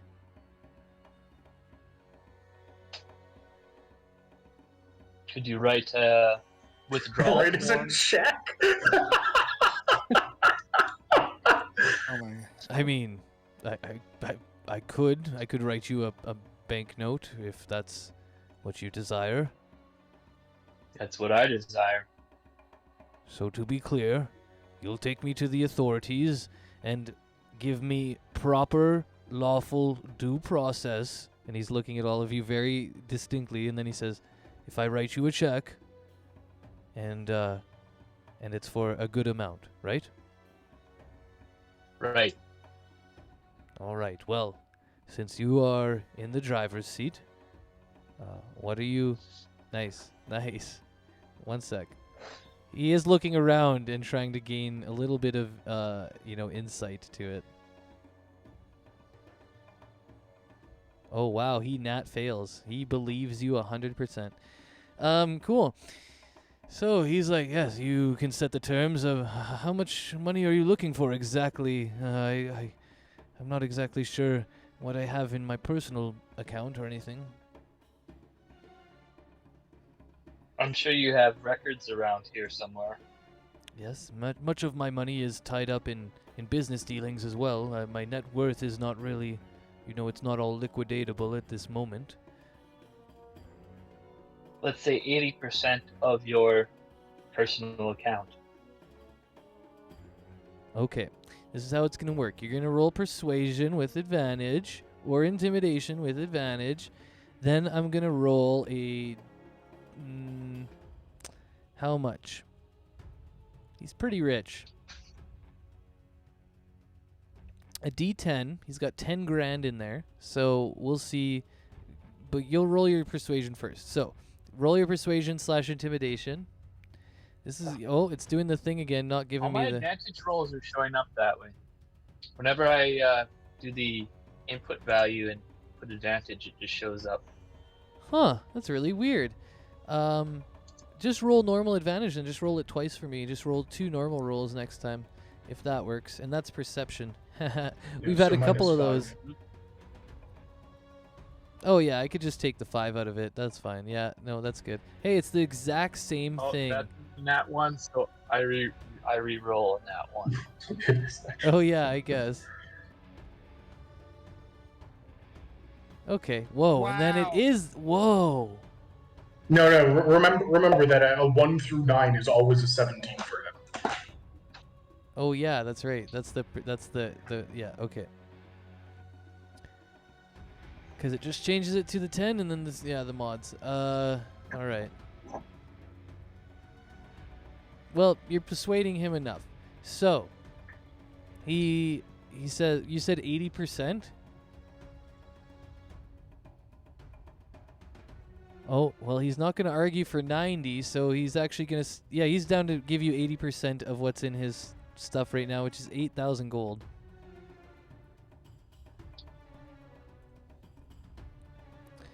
He was going to try and argue a little bit with you to see if he could get the price a little lower and be like, oh, maybe only like this amount percentage, but 90%, the D10 was the percentile. 90% doesn't make any sense. So he will sign over 8,000 gold. He writes a check to you, a little blank check. Well, before he does that, he says, oh yeah, go grab it off the table over there with the potions up there. There's a bunch of different liquids that are all glowing over there. You'll find the book there.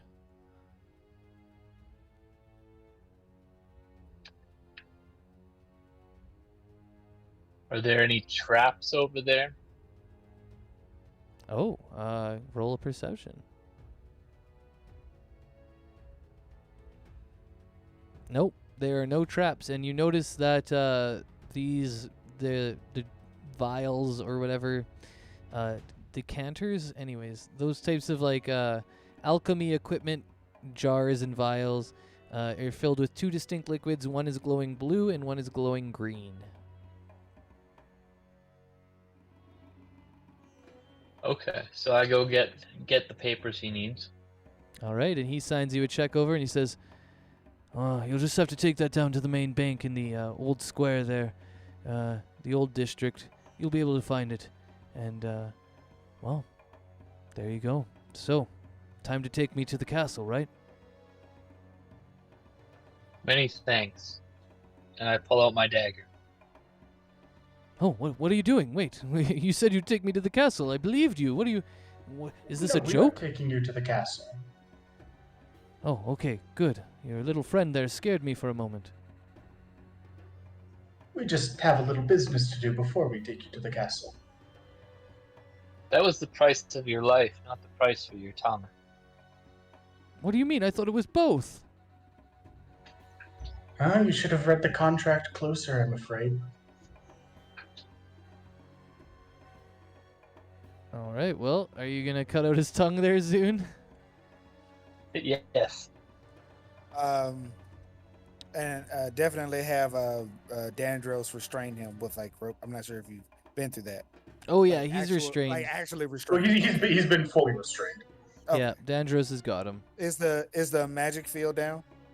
No. Anti-magic field down? No, that is still up until we can be pretty sure he's not casting spells. Okay. Otherwise, he just takes an action to teleport away. Oh yeah, that's true. Yeah. Yep. Got to keep that anti-magic field up. Mm-hmm. Okay. So, This is what it looks like. Dandros kicks him down in the back of his knees, gets him down onto his knees, and pulls his arms behind him, which he's already got. And Zune goes to work, and Zune, you can feel he's resisting as he's trying to close his mouth while you're doing it, but you're strong enough to keep it open, and you're able to do some deft work with your dagger, which is nice and small, and you're able to make some very precise cuts. The dagger is extremely sharp, so it does really, really nice work, and within 2 slices, you have a very nicely filleted tongue in your hand. And behind you, all you hear is...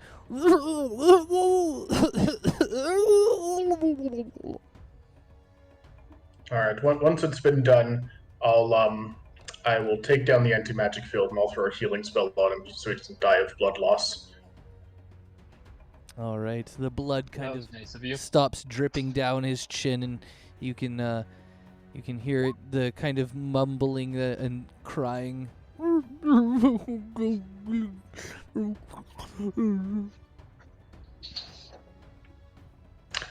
Well, hopefully you'll make better choices in your next life.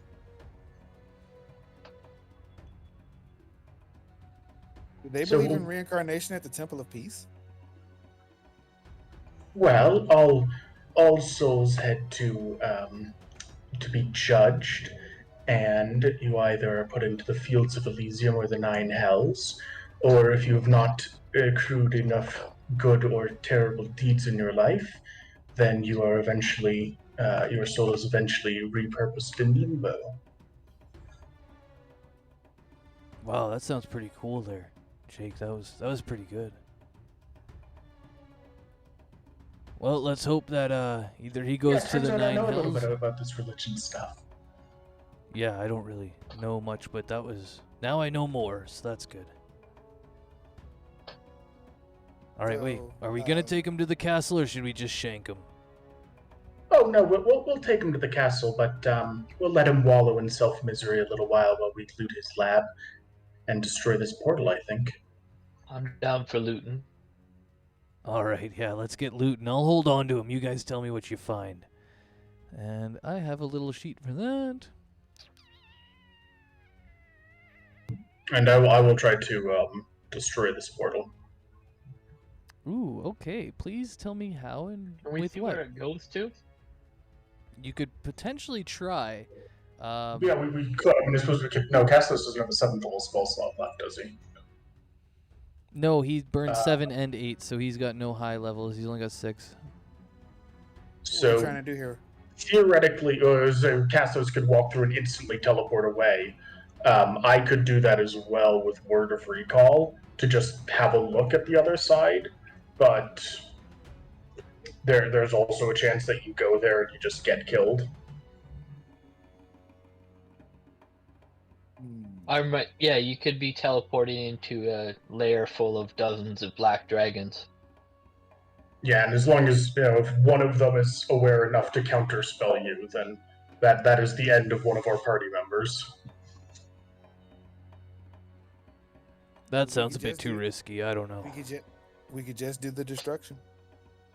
I think we just destroy it. Let's not risk black dragons coming into this lab.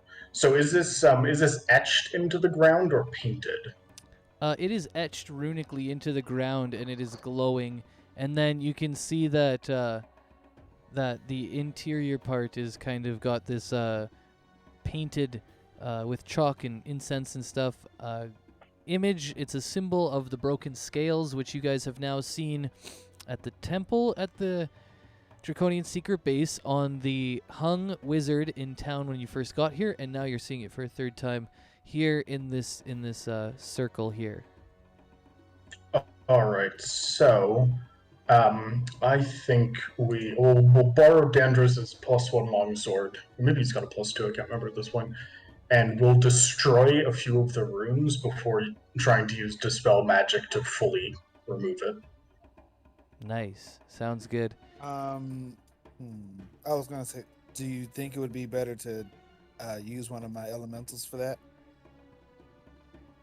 Sure, yeah, in case it explodes, that's fine. Yeah.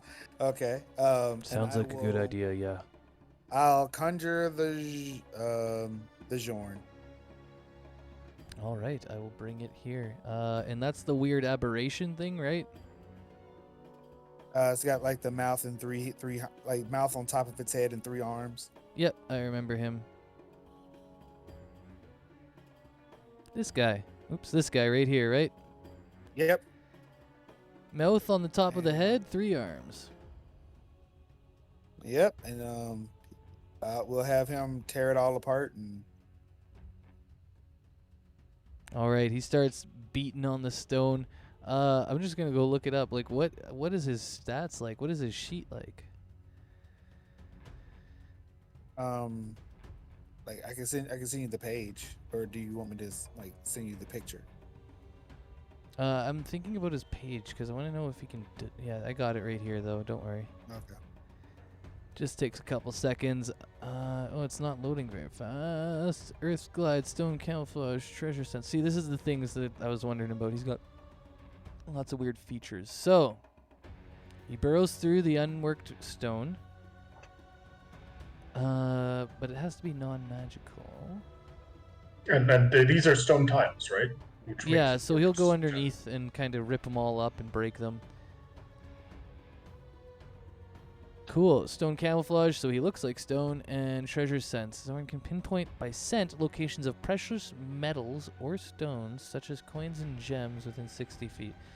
Okay, well, there is a little bit of that, but barring the treasure sense, he kind of goes around and disrupts the base of the portal, all the tiles and stuff underneath. They kind of get ripped up and displaced, and so that they're kind of not level anymore.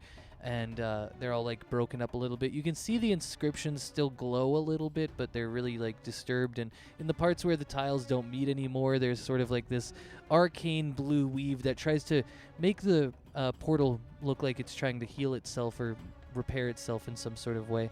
But it's not really working for it. It's just kind of disturbed. You know, how big are these? How big are these tiles? Like, They how big are like, 5 by 5. It looks like, yeah, pretty much, but 5 by 5. It's a little off, but they're 5 by 5. Okay, but I meant like, so like, well, he's broke. Is any of it like broken? Like broken? No, he kind of went under it and disturbed it all. He could break some I'm other pretty sure tiles. we're giving him a magical sword to destroy it with, because I don't think Oh, his fists yeah. are gonna do it. The fucking sword, duh. Oh my god, I forgot about the sword. Okay, so he grabs Dangerous's magic sword, that's right. And he puts it in one of his arms and he starts going around. And you can see that he's able to, like, destroy some of the ruins and stuff around it.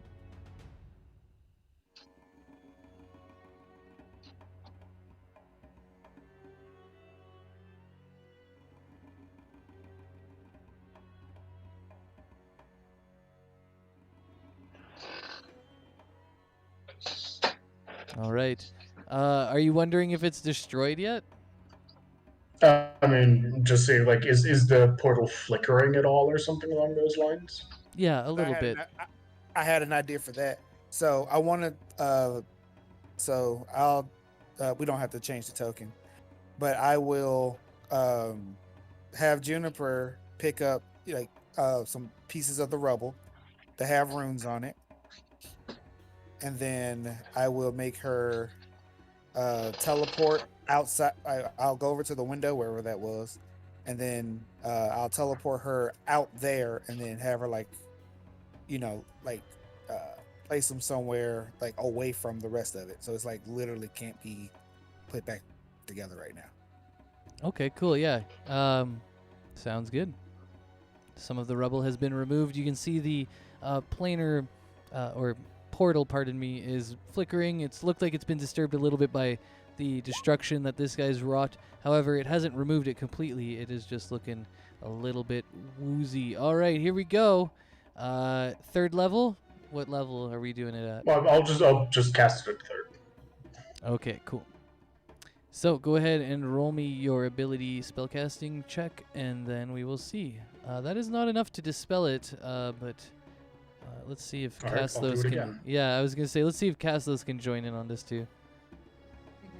Tag team dispel magic.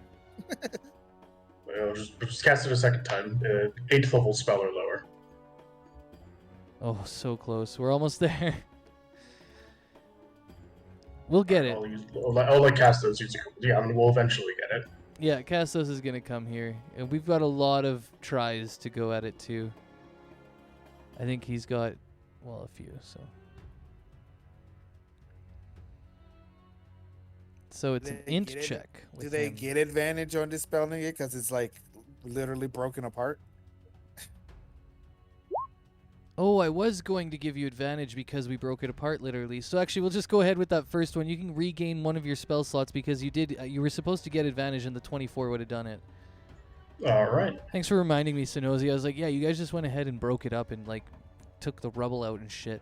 And I was gonna give you advantage on it. Anyways, thank you, Sonozi. Hey. All right. All So right. 14th level spell or lower is dispelled. Oh no, it's off your first one. You had 24 on the advantage on your first roll. Yes, I know. It's 10 minus 10 on the number. So Oh yeah, you said 14th 14th level. Yeah. It's definitely gone. And Castos will turn to you, Jake, and he'll say, "Whoa, Jake, you're really powerful. I didn't know you could do that. I tried once and I couldn't even do it." Anyway, why don't we help Zune have a look around the place? All right, yeah, let's get back to the looting. So, Yeah, with that other spell, do you notice any precious metals or? he'd be talking to you, Sonozi. He's talking to the Jorn. Or if He you want to... speaks- the Jorn has a language. Oh, does it? He's- Whoa. Yeah, he's done that before. He speaks Terran or Terran. Oh, yeah. Well, if Zune doesn't have primordial, then I do. Oh, okay. I knew somebody spoke to him. I just didn't know who.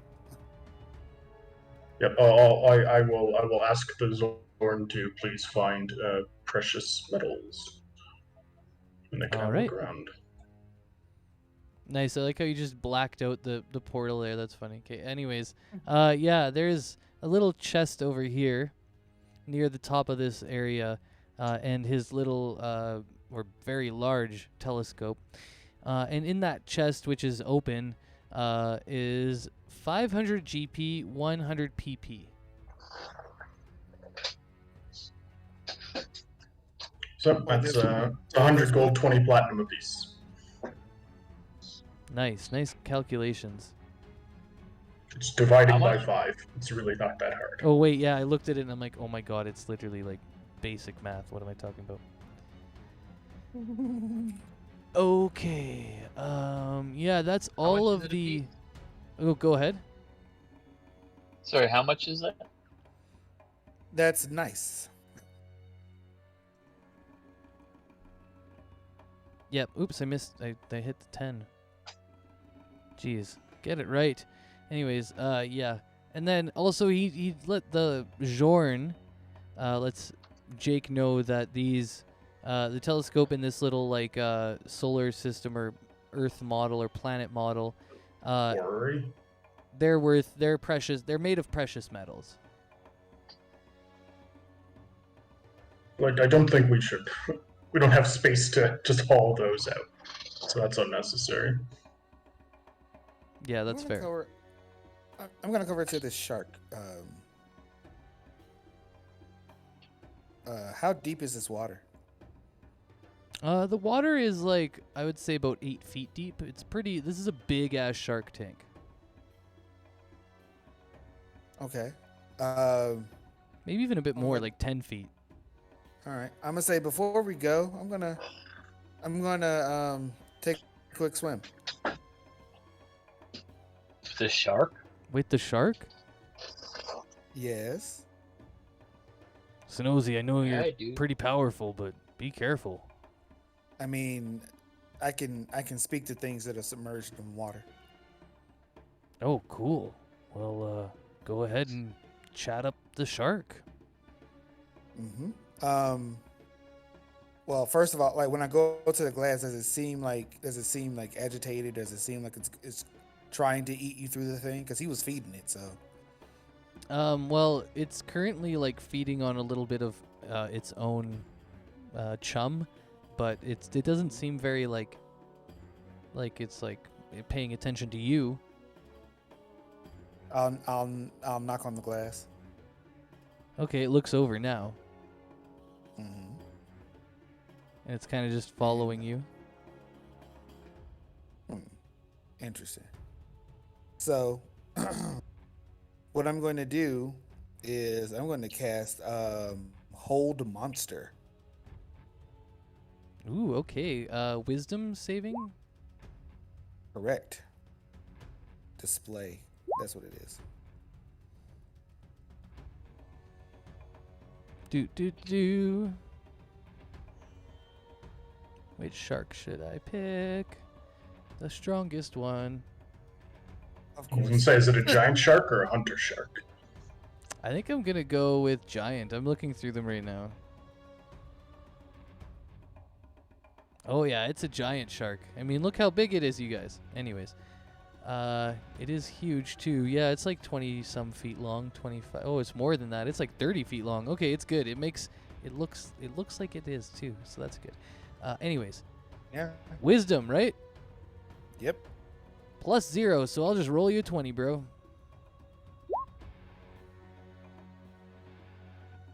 Wow. Is that your spellcasting mod? Is that your DC? Yep. Right on it. Literally right Ooh. on it. That kind of hurts. It passes. It is not held by you. Now, what happens if it fails? Nothing. Jinx. That was really jinxy. Anyways, you want to go again? Yep. All right, I'll hit you with another one. Can't do it that many times, right? Come on. There you go. There you go. Yeah, this shark was the best shark for sure, but now it is held. Jump into the tank. No, there was a picture to go with that. Best shark. Picture.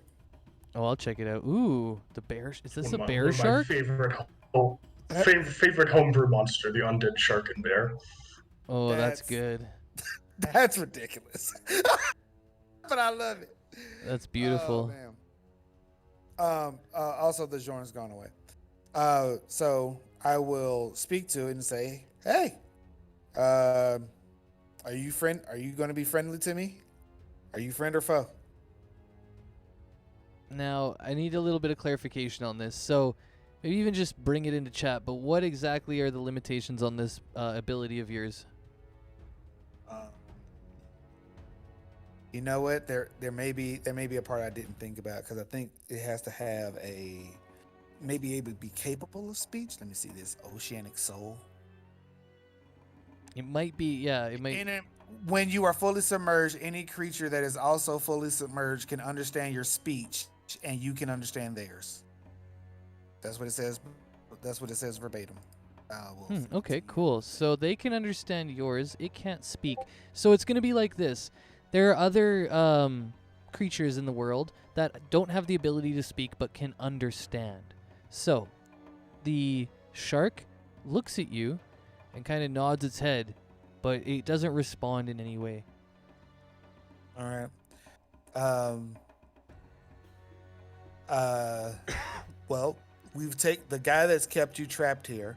We're taking him away, and I would like to set you free back into the actual ocean.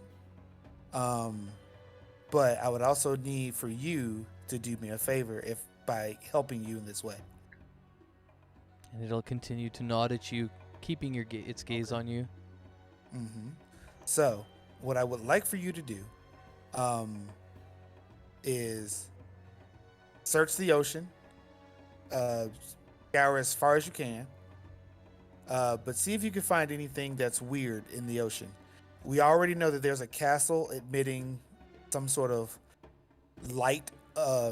We already know about that. Those are mer people. Leave them alone. But if you find anything else, come swim up by the docks close to here, and I'll be looking out for you. All right, and it continues to nod towards you, and it does a few quick little turns and spins as it gets happy to know that it's going to be released soon. and I'll release the spell. I'm Oh still yeah, in the I guess water. it's being held. So now it does some spins and stuff. All right, cool. So I'll rub his shark belly. All right. It's a little sensitive there. It kind of like flips over real quick. Mm. And then I'll hop out. All right. So well, before I leave, I'll say um it may take a little bit of time, but I'll stay true to my word. It may take a little bit of time. Probably won't be specifically today, but I'll come back for you, Sharky. And then we'll go. So Damn, Sonozi, what the hell were you doing in there? You're just gargling into the water. What the heck was that? I was talking to the shark. Oh wow, that's crazy. So, wow, I didn't even know you could do that. It's not one of those things that comes in handy except for in very specific circumstances. But yeah. So are we ready to go with this guy? Well, Nior or Jake has been is lethal spell against most sharks because they can't breathe without moving. Oh hey, whoa. I mean, he didn't last long enough to suffocate the shark, but right. But that's true. you Yeah, could do it. theoretically, that's kind of cool actually. A new use for hold monster that I've never thought about. Yeah, we'll just fighting the sharks. That We'll was the just reason hold why on I to was them. looking at the spells like it's only a minute, and I was like, okay. This is good. I'd love for a group to fight some sharks with only holding them and be like, haha, you can't breathe now. And just like be like, yeah, we're just going to do this. Just like a regular creature, and you throw it underwater before holding them there to paralyze them for a minute. Oof. Yeah, that's a good use too. But yeah, over there, Jake, you find a bunch of potions, blue and green, and they're all in different vials and a couple different glass jars and stuff. And you find bones that were turned to powder, which are all the bones over on the other side. And the telescope, well, you found the telescope already. The telescope is there, so that's what you guys see over here is these bones. All these bones are being turned to powder. And then over there is where you find all these blue and green glowing vials. Do I need bone powder? And we have Castos use detect magic to see if what's magic in here. We can. Let's go ahead and do that. I'll take it off his sheet. His sheet's getting a little chewed up. He's used a lot of different stuff already. I mean, what's the point in having spell slots if you never cast spells? Right? Well, you're literally just doing nothing at that point. Okay, so he goes ahead, he casts Detect Magic. He notices that the only magic items now are on all of us. There's some on Malark, and there is these potions have a magical essence to them as well. I say, oh dear God, yes, we didn't check. I'm checking his body for stuff because we don't know what the fuck he may have on him. Okay. He has. I think I'm just gonna put it out there.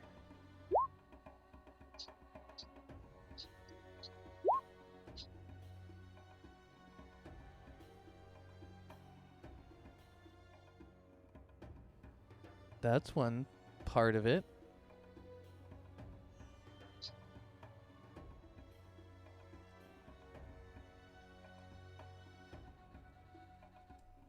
And that's his other magic item that he has on him. And other than that, he is Clin. Not even a robe of stars, and this guy calls himself a mage? God. He wasn't really ready for battle, man, you know? That is true. I was gonna say, as we're leaving, we may as well have a look at like his study and stuff. He's probably got some emergency funds in there. Mm-hmm. Well, this is sort of like his, how can I explain it? His hideout. This isn't his mansion. So what you see here is what is there, and this little area, I guess it's 20 feet actually, The entrance is 20 feet across here. This is the same place that would lead out to where the 2 guards are. And actually, there was even a magical darkness here, but I got rid of it, obviously. All right. Well, yeah, we'll take the potions. We'll take those off, and we'll head out. All right, so you're grabbing some of the potions, you said? We may as well, right? And we'll identify them later. Okay, yeah, there's 3 of each. What were the potions? A green and a blue one. Malark. Oh, green and blues. Okay. Malark will watch you guys do this, but he's not gonna say anything. All right, you guys are gonna take me to the. He's not gonna say anything. We made sure of that. Yeah, exactly. All right, so we're gonna take him to the castle now, right?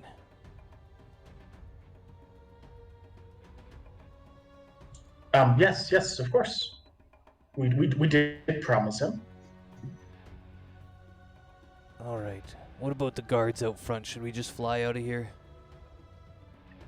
We'll walk by them. Oh wait, we can't teleport. How does your word of recall work? We can actually. Oh no, the shrine was not in the castle. It's in the city, so I can actually take us all back to a different part of the city. Oh yeah, you want to go back to your temple?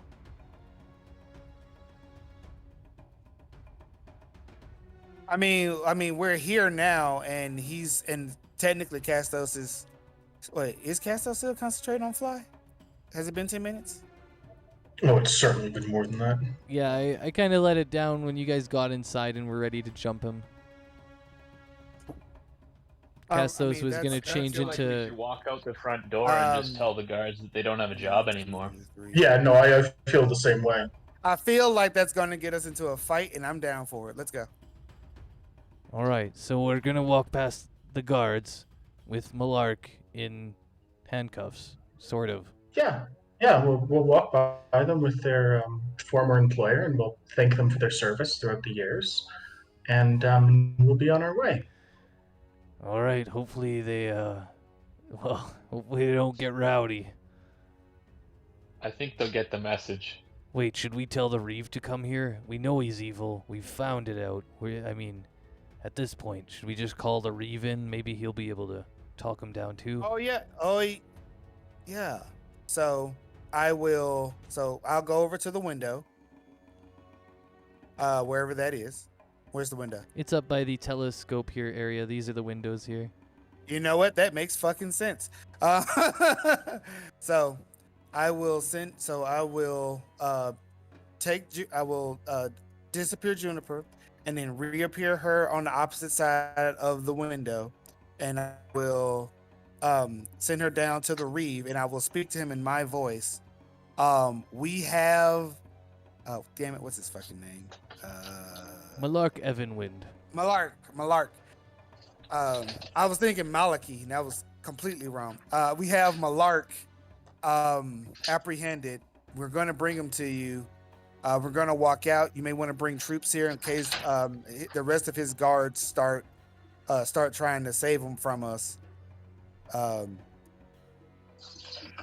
Always so weird to hear your voice or like anybody's voice coming through an animal, but the Reeve understands. He says, all right, that's fine. I'll go deal with the gods here, and I'll make sure that they don't give us any problems. Yep, we'll end it at the normal time in 15 here at 4 o'clock. That's pretty much as far as I go. No! Yeah, I know, it sucks. Anyways, but we've captured this guy, and well, time to march out. So I'm gonna give. Well, how should we do this? Let's see. The Reeve is gonna go talk to them.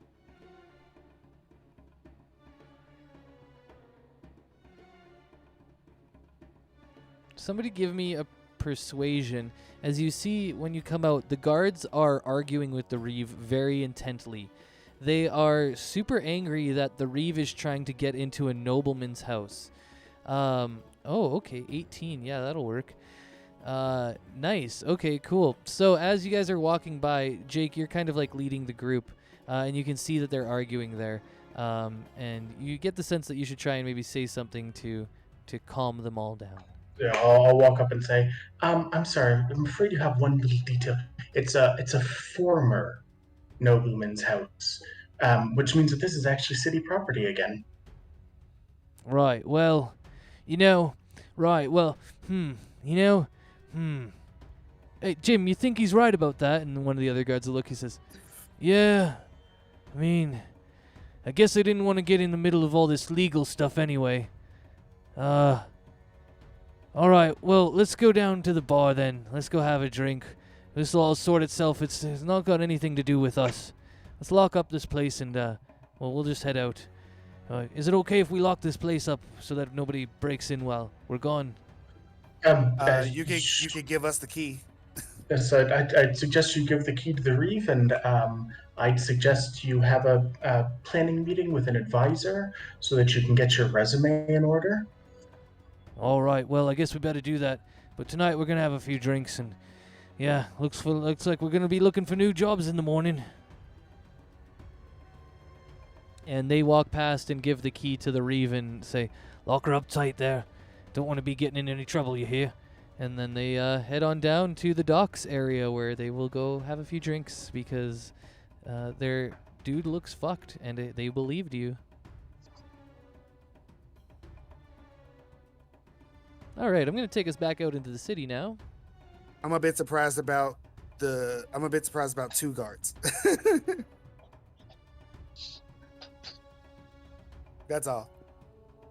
But wow. Well, when you're a master mage, you usually don't need many guards. A master mage with a fucking whip. Bonus action whip, let's go. He's ready to stab some motherfuckers. That whip is actually really cool. If you guys take the time to look up those 2 things, the whip is a lot of fun. Oh, I looked at it for sure. It's basic, but for me, it's kind of pointless. So if Dandros wants to use it or something, great. Or Castos, if he wants to have it. For me, nah. Yeah, fair enough. I think it's a good Castos thing because a lot of times wizards don't have a lot of good bonus actions without chewing up all of their spells and stuff like that. So it's like, hey, here you go. It's a little extra bonus action fun to throw around. Okay, let's see here. Get our boys back in town. Yeah, so the Reeve's here. So stopping by the bank. Oh, I'm sure you will be. Yeah, do that before his funds are all frozen. All right. Well, it's the middle of the night right now, or at least evening / getting to be the middle of the night. And the Reeve will come up. He says, "Oh, so you did a good job there, did you? Well, looks like poor Malark here has been caught in the spider's web." And he kind of pats him on the back and he says, "All right, good job, you all. Let's take him to the brig." One little thing to report. When you interrogate him, you're going to need somebody that can use telepathy. Oh, and then he goes and he opens up the mouth of Malark. He says, "Oh, I see what you did there. Very smart. Don't want any of these tricky magic users getting away with anything." Exactly. All right, let's take him down to the brig. We've got a little anti-magic brig. A perfect spot for someone like him. Such a vile creature. Can't believe he fought us. Supporting the Draconians. Terrible. All right, here we are. We're back at the castle now, and we'll just stick him in this little brig here, lock it up, throw away the key. Okay. Well, I'll have my my wizards interrogate him a little bit later tomorrow in the morning. I think they're all sleeping now, and maybe you should all get a little bit of rest too.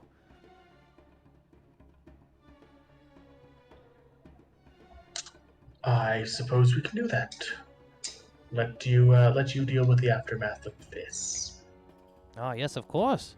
I'm sure we'll have We'll legal have, due process with this. We'll soon head to the bank, and then we'll split the gold, I guess. All right. Well, the bank is closed, so you guys have to rest today and go in the morning. Of course it is. I want to be there when it opens. All right. Yeah, I assume. Don't worry. The account is not going to get frozen in 10 hours. So, Yeah, but if his son hears about it, then he might go in and empty the account. true. Who knows? Yeah, his grandson could be like, "My grandpa, the whole thing, it's going to fall down. I need to get money." Anyways. That sounds kind of an idiot. Yeah, his grandson is a total idiot. Classic bard. Just kidding. No, I'm just kidding. Fucking wit. Fucking wit. All he's good for is jokes. Anyways, he was at the party that Castos and Snozy were at telling jokes. But anyways, we're gonna take a night and then we're gonna wake up in the next day. And Zune, you go and you go to the bank, or do you guys have something you want to do in the night?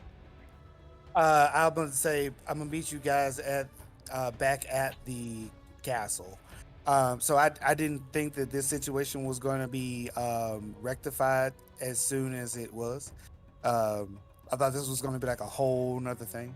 So I'm gonna go back into the building and go up to the shark, and then get back in the tank, and then I'm gonna teleport us back into the. I'm gonna teleport us and the shark back into the docks.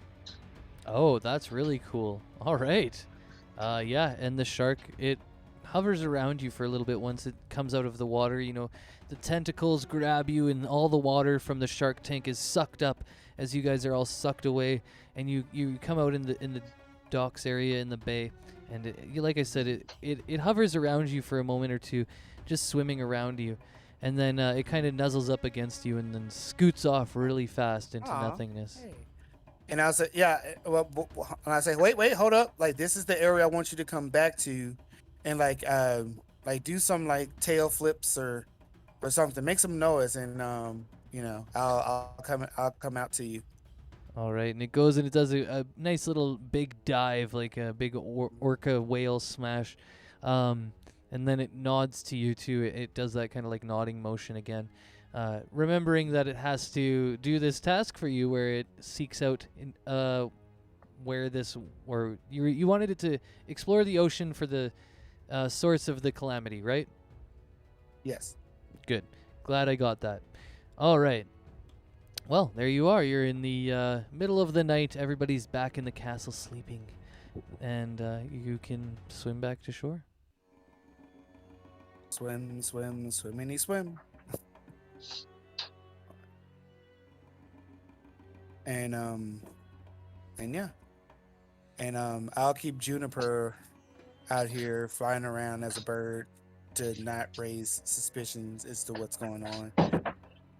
And just like if you see Sharkboy comes back, just let me know.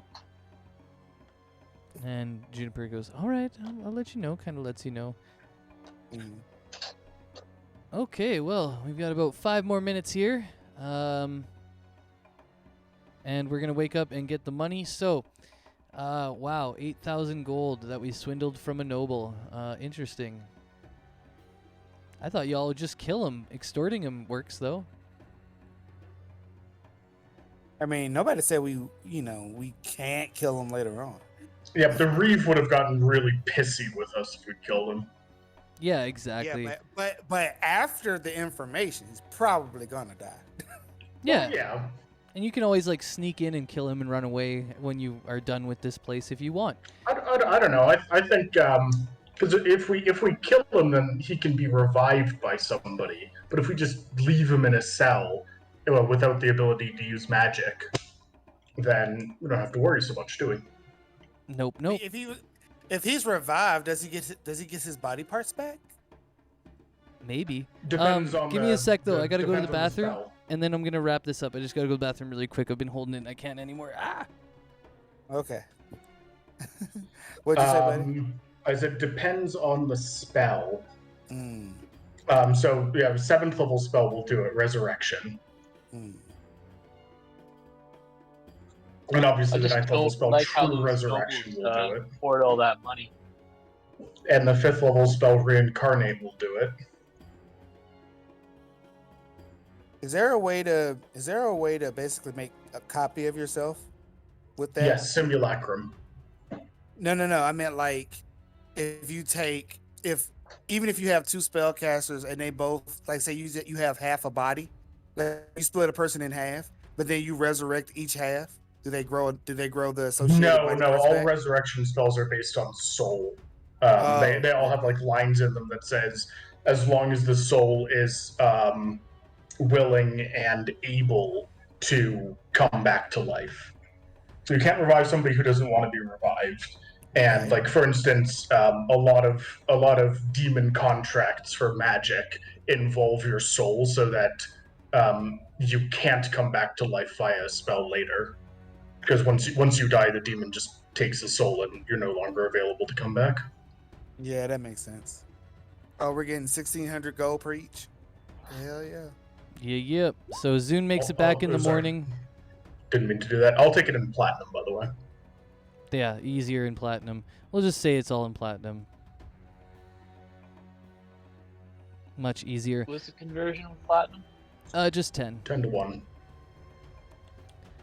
Okay, and you guys will level up because you've passed the milestones here in Farandrill, and this one is worth 42.9, so I'm just going to do some quick maths.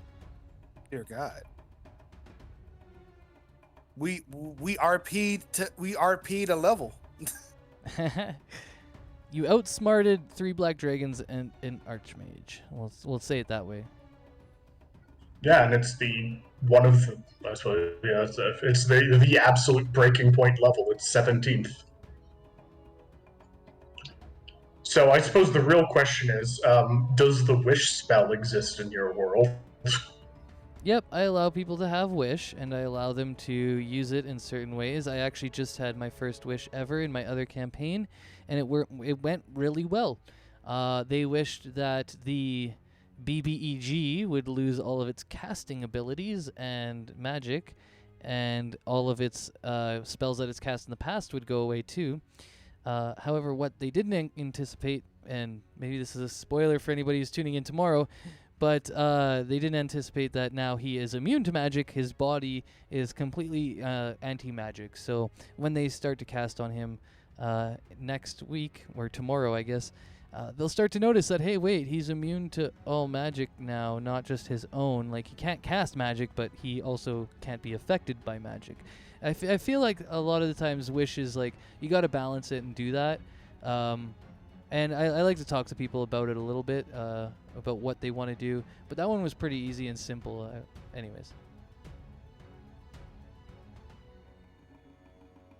But yeah, if you guys want to take Wish, feel free, because Wish is interesting, it's fun, and I usually work with my players to make sure that it's suitable for the campaign too.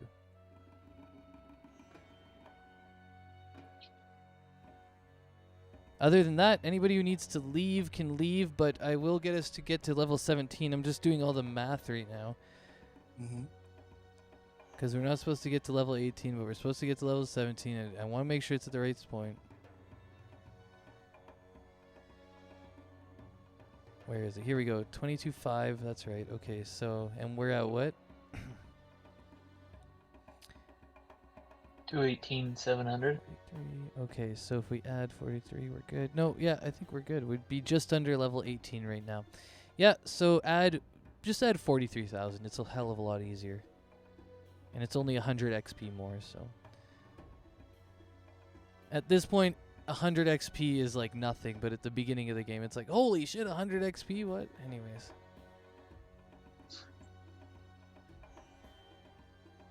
So what is our XP total? Just for ease of this, it should be 261,700.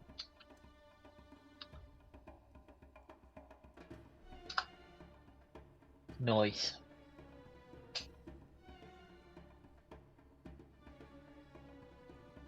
Yep, just under the 265 of 18. Yeah, and you guys can take your time doing your level ups, whatever, because we just did the rest for that.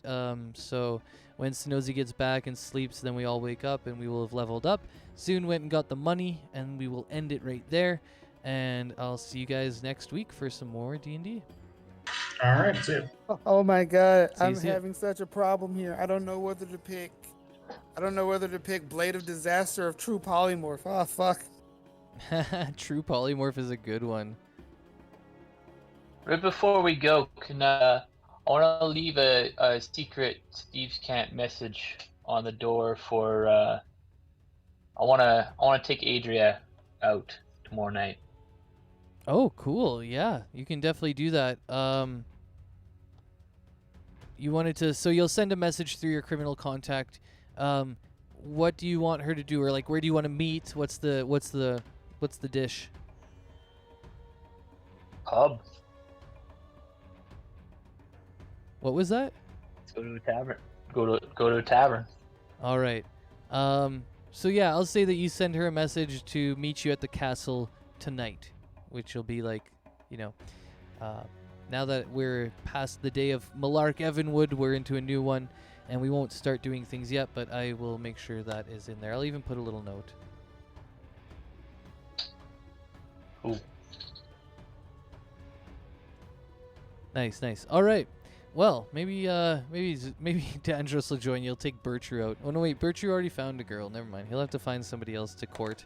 Regardless, maybe that weird little lady who did all the robotics in the castle ward. The gnome lady. I think she was a gnome. Yeah. Actually, that'd be a little weird. I think Dandros and a gnome. I don't know how I'm feeling about that. Bit of a height difference on that one. Anyways, I'm going to stick around, do my level ups too quickly. All right, cool. See you next week.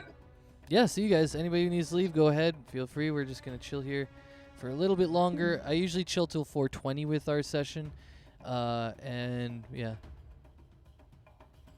And do a bit of campaign prep for next time and do my level ups if I have to. And today I do. It's been so long, you guys. It has, for real.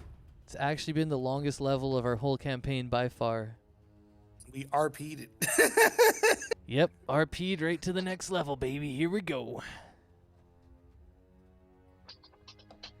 Well, technically the way it works too is you defeated the wyverns, right?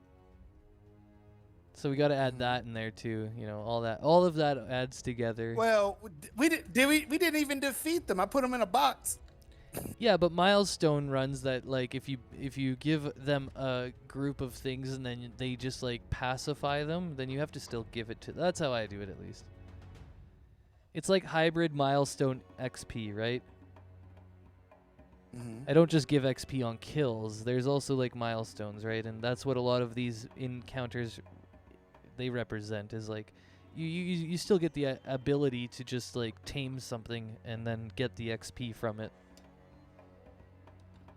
Which is what happened with Malark, because like you guys outsmarted Malark, and you could have busted in there and fought him, which I kept trying to be like, hey, you guys could run in there, anyways. But then it's like, yeah, if you have all the abilities to do that type of stuff, like Castos had fly, dispel magic, and teleport that he could all do in one. I let people use their characters to that ability. There's so much in D&D that has nothing to do with fighting that it's like, well, I have to reward people for having that. I don't want you to just be a fucking, a fighter. Like, you need to have, like, fun stuff. Like, I don't want you to just be like a fighter. Yeah, the worst class. No, I'm kidding. No, I'm kidding. Well, no, the worst class is monk, but that's neither here nor there. Oh yeah, I've got a monk in my new game. I'm like, ooh, I don't know. Have you ever seen people play monk? It's pretty straightforward and boring, but anyways. You're basically like some sort of like attack support character. It's like, did you stun him? No. Well, you'll get him again next time, champ. Maybe. Yeah, exactly. Like, did you extract aspects? Can you tell us anything about him? No. Oh, I guess maybe next time. You got to hit him to do that. That's right, Yeah. Yeah, But monks are interesting. I do need to I do need to go because I want to do a thing, but I don't want to completely f you over if that makes sense. Um, so yeah, I'm not sure if you want to have it the stream up and stuff while I talk to you about this very specific thing. Well, I just usually leave the stream up, but if there's a reason you want me to take it down, I can. Or is it like spoiler alerts, or is it like? Yeah, there is. There's definitely spoilers. Ooh, okay. Well, we could just, I think people can understand. Spoiler alerts will give you time, but I don't think people worry too much. But we'll say it No. again. Spoiler alerts, or should it just be like? I don't want it on the stream, and I don't. Zune can't hear this either. Okay, cool. So then, well, Zune, do you just want to peace out for a bit, or do you want to? Yeah, I'll peace out. Okay, I was like, either you can, or we'll bump to a new channel. But, yeah, you can come back in a bit. We'll type to you if you want to come back while we're still building stuff. But No, it's all good. I'm just gonna finish doing my level up, and I'm gonna peace out. So I'll get off the voice chat. all right, well, I'll talk to you next time, man. It was good having you by. We'll always love having Zune around. So Oh yeah, it was fun, man. yeah, I'll see you next weekend. Sounds good. All right, and streamers. Okay, wait. For the streamers though, I usually hang till 4:20, and I still got a few people here. Do you want to type it, or is it too much to type? Who, me? Yeah, it's just us now. So I'm wondering, maybe do you want to type it to me? Because I might hang out and stream a little bit longer. But if you want to, and I'm probably going to do a little raid. But if you want to talk about it, we could talk about it just typing to each other in private chat. I'm thinking about taking True Polymorph. Okay. Wait, should we spoiler alert now? Wait, it's a stream still up? Okay, I'll turn off the stream. All right, here we go. I'll raid it out. We'll get it going. All right. We're 10 minutes past anyway. So what up, streamers? Everybody, we're shutting it down. We're going to raid, and we're gonna go check out. I don't even know whose channel today. We'll see. We're gonna see who's in the side. I got a lot of different D&D channels, so we'll see who's up right now, and then I'm gonna have a little chat with Synosy.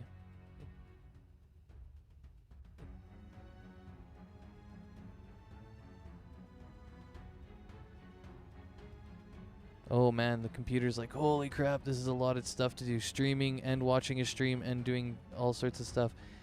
We are gonna go raid Darth Liquid. He is my buddy. He does some DJing.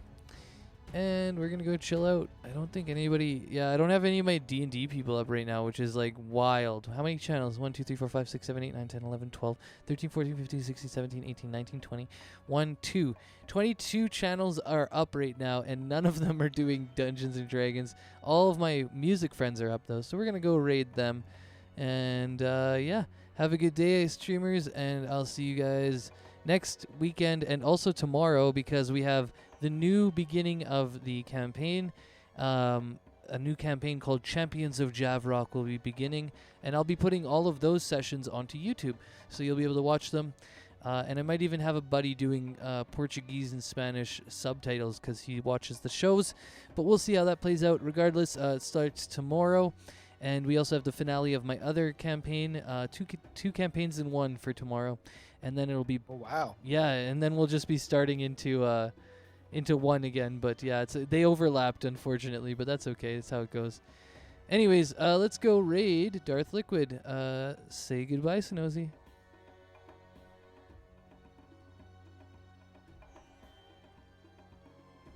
Or don't. You don't have to say goodbye.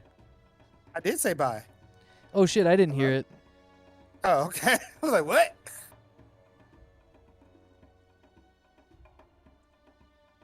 Oh, what the fuck? It's doing a weird ass thing. One sec.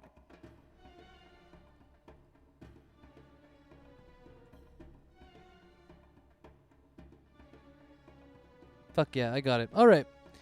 Well, jump on the raid train if you want to get some channel points. And thanks again for sticking by. Feel free to give a sub, biddies, all that type of stuff, a follow. It always helps. And enjoy hanging out with Darth Liquid. He'll be pumping out the drum and bass.